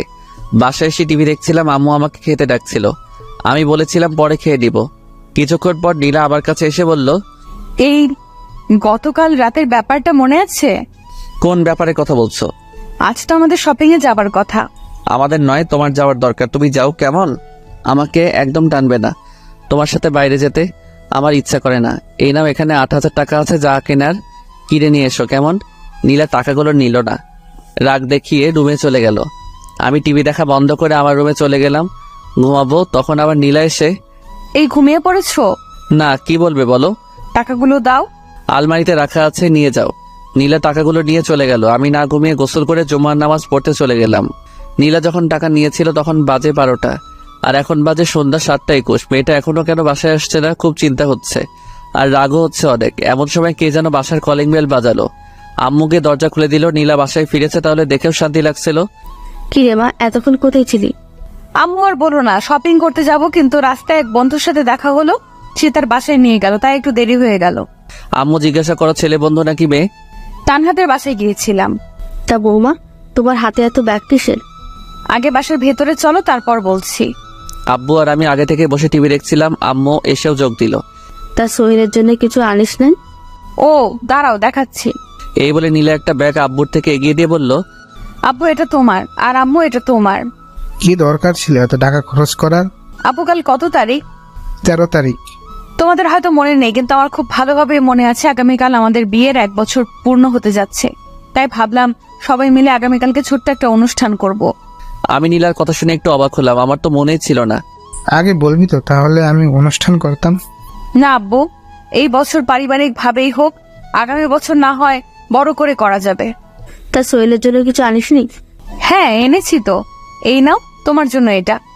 এই বলে নীলা আমার দিকে প্যাকেট এগিয়ে দিল। আমার সেই দিনের কথা মনে পড়ে গেল, যেদিন আমি প্রথম বেতনের টাকা দিয়ে নীলাকে শাড়ি কিনে দিতে গিয়েছিলাম, কিন্তু নীলা আমাকে ফিরিয়ে দিয়েছিল। আমি প্যাকেট হাতে নিয়ে নীলার মুখে ছুঁড়ে মারলাম। কি এলো, প্যাকেট ফেলে দিলি কেন? আম্মু, আমি সবার দেওয়া জিনিস নিব, কিন্তু এর কোনো কিছু নিতে পারবো না। নীলা অবাক চোখে তাকিয়ে আছে। প্লিজ এমন করো না, আমি অনেক খুশি তোমার জন্য পাঞ্জাবিটা এনেছি। এনেছো ভালো কথা, বাইরের কাউকে দিয়ে দিও। নীলা তখন চোখ মুছতে মুছতে প্যাকেটটা উঠিয়ে নিল। আমিও আর সেখানে বসে না থেকে রুমে এসে শুয়ে পড়লাম। আমি সেখানে থাকলে আমাকে অনেক কথা শুনতে হবে। পরদিন সকালে অফিস যাওয়ার জন্য বের হচ্ছিলাম, তখন আম্মু বলল, কি রে, আজকে তুই অফিস যাচ্ছিস কেন? তো আমি কি করব, আর অফিস অনেক কাজ আছে, আমাকে যেতেই হবে। আব্বু আম্মু নীলা আমাকে অনেকবার না করেছিল, কিন্তু কে শুনে কার কথা। আমি অফিস চলে যাই। নীলা অনেকবার ফোন দিচ্ছে, SMS করছে, কিন্তু আমি কোনো কিছুর উত্তর দিচ্ছি না। রাতে বাসায় ফিরলাম, বেল চাপার আগে দরজা খুলে গেল। মনে হয় আগে থেকে অপেক্ষা করছিল। আমি দেখি বাসাটা বেলুন দিয়ে সাজানো, আর টেবিলে সুন্দর একটা কেক রাখা আছে। যা, এখন ফ্রেশ হয়ে বৌমার দেওয়া পাঞ্জাবি পরে নিচে আয়। আসছি আম্মু, না হলে আমাকে উপরে আসতে দিত না। আমি আমার রুমে গিয়ে দরজা আটকে জামা চেঞ্জ করে শুয়ে পড়লাম। কখন ঘুমিয়ে পড়েছিলাম মনে নেই, কিন্তু মাঝরাতে বুকের উপর ভারী কিছু ভর করে আছে, সেটা বুঝতে পারছি। কে যেন ফিসফিস করে কিছু বলছে, আমি চুপ করে শুনতে লাগলাম। বলছে, আমি কি সত্যি অনেক বড় অন্যায় করে ফেলেছিলাম, যার জন্য এইভাবে আমাকে দূরে সরিয়ে রাখছো? আমি কি ক্ষমার অযোগ্য? তোমার সাথে আমি এমন কেন করছি সেটা তুমি বুঝবে না, কিন্তু তোমার সাথে এত খারাপ ব্যবহার করে আমিও সুখী ছিলাম না। আমি অনেক কষ্ট পেয়েছি। কেন করেছি জানো? আমার বান্ধবীরা তাদের বয়ফ্রেন্ডদের নিয়ে অনেক প্রশংসা করত, তাদের বয়ফ্রেন্ড এটা করে সেটা করে, কিন্তু আমি তোমাকে নিয়ে কিছু বলতে পারিনি, তাই অনেক হিংসে হতো, রাগ হতো, আর সেই রাগ আমি তোমার উপর দেখাতাম। আমি জানি না তুমি কত কষ্ট পেয়েছো, কিন্তু আমি ইচ্ছে করে তোমাকে কষ্ট দিতে চাইনি, আমার রাগের জন্য এত কিছু। কিন্তু জানো, আমার এখন অনেক কষ্ট হয় তোমার ভালোবাসা হারিয়েছি আমার মিথ্যে জেদের কারণে। আমি চাই না এত কিছু, শুধু চাই তুমি আমাকে আগের মতো ভালোবাসো। আমি তোমার ভালোবাসা হারিয়ে বুঝতে পেরেছি তোমার ভালোবাসা আমার জন্য কত দরকার। এসব বলে আবার আমাকে জড়িয়ে ধরে কান্না করতে লাগলো। আমি এতক্ষণ সব কথা শুনছিলাম, কিন্তু এটা ভেবে পাচ্ছিলাম না নীলা আমার রুমে আসলো কিভাবে। নীলা কান্না করে যাচ্ছে। আমিও ভাবলাম, হ্যাঁ মেয়েটাকে অনেক কষ্ট দিয়ে ফেলেছি, এবার থামা দরকার। আমিও তো নীলাকে ভালোবাসি, তাহলে শুধু শুধু দূরত্ব বাড়িয়ে লাভ কি? আর এমনিতেও পাগলিটাকে মনে একটু কষ্ট দিয়ে ফেলেছি, আর পাগলিটা আমাকে ভালোবাসে বলে সবকিছু সহ্য করে নিচ্ছে। আমি তখন শক্ত করে নীলাকে জড়িয়ে ধরলাম আর বললাম, আমারও না তখন অনেক কষ্ট হয়েছে। নীলা আমার সারা পেয়ে কিছুটা চমকে গেল আর বলল, তুমি জেগে আছো? হ্যাঁ আছি। জানো, যখন তুমি আমার সাথে ওইরকম ব্যবহারগুলো করতে আমার খুব কষ্ট হতো, খুব নিজেকে অপরাধী মনে হতো। সরি বাবু, আমি না জেনে ভুল করে ফেলেছি, আমাকে আরো শক্ত করে জড়িয়ে ধরো। সরিতে কাজ হবে না, যে ভুল করেছো তার মাসুল দিতে হবে। বলো কি মাসুল দিব? আমি সব রকম মাসুল দিতে প্রস্তুত আছি। আমাকে ছোট একটা মেয়ে দিতে হবে। একটা কেন, 2টা দিব। না, আমার একটা হলেই চলবে। এই চলো না আজকে বিবাহ বার্ষিকী পালন করি। হ্যাঁ চলো, কিন্তু তার আগে এটা বলো, তুমি আমার রুমে কিভাবে আসলে? তুমি যখন আম্মুর সাথে কথা বলছিলে তখন আমি তোমার রুমে চলে আসি আর লুকিয়ে থাকি, আর তুমি আমাকে দেখো নাই। খুব বুদ্ধি হয়েছে তাই না? হ্যাঁ হয়েছে, চলো আব্বু আম্মুকে ডেকে তুলে কেক কাটবো। এইভাবে কেক কাটবো নাকি? আমার পাঞ্জাবি কই দাও, আমি সেটা পরবো। আর তুমি নিজের জন্য কিছু আনোনি? এনেছি তো, নীল রঙের শাড়ি আর তোমার জন্য নীল রঙের পাঞ্জাবি। তাহলে তো জমবে। একেবারে মাখন। চলো তাড়াতাড়ি রেডি হয়ে কেক কাটবো, তারপর বাকি কাজ করব। বাকি কাজ মানে? আমার তো মেয়ে চাই, সেটার ব্যবস্থা করতে হবে না? নীলা কিছুটা লজ্জা পেয়ে বলল, যা দুষ্ট। আজকে আমার দুষ্টমিগুলো তোমায় দেখাবো। তারপর আমি আর নীলা রেডি হয়ে আব্বু আম্মুকে ডাক দিয়ে কেক কাটলাম। আব্বু আম্মু আর নীলাকে খাইয়ে দিলাম। আব্বু আম্মু অনেক খুশি আমাদের মধ্যে সব ঠিক হয়ে গেছে সেটা দেখে। তারপর আমি আর নীলার রুমে চলে আসলাম। নীলা আমাকে জড়িয়ে ধরে চুমু খেতে শুরু করলো। তারপর আর কমুনা আমার শরম করে। হাই বন্ধুরা, গল্পটা কেমন লাগলো অবশ্যই কমেন্ট করে জানাবেন। আর যারা ফেসবুক পেজ থেকে নিয়মিত ভালোবাসার গল্প পেতে আমাদের প্রেমের তাজমহল পেজটি অবশ্যই ফলো দিয়ে সাথে থাকুন। ধন্যবাদ সবাইকে।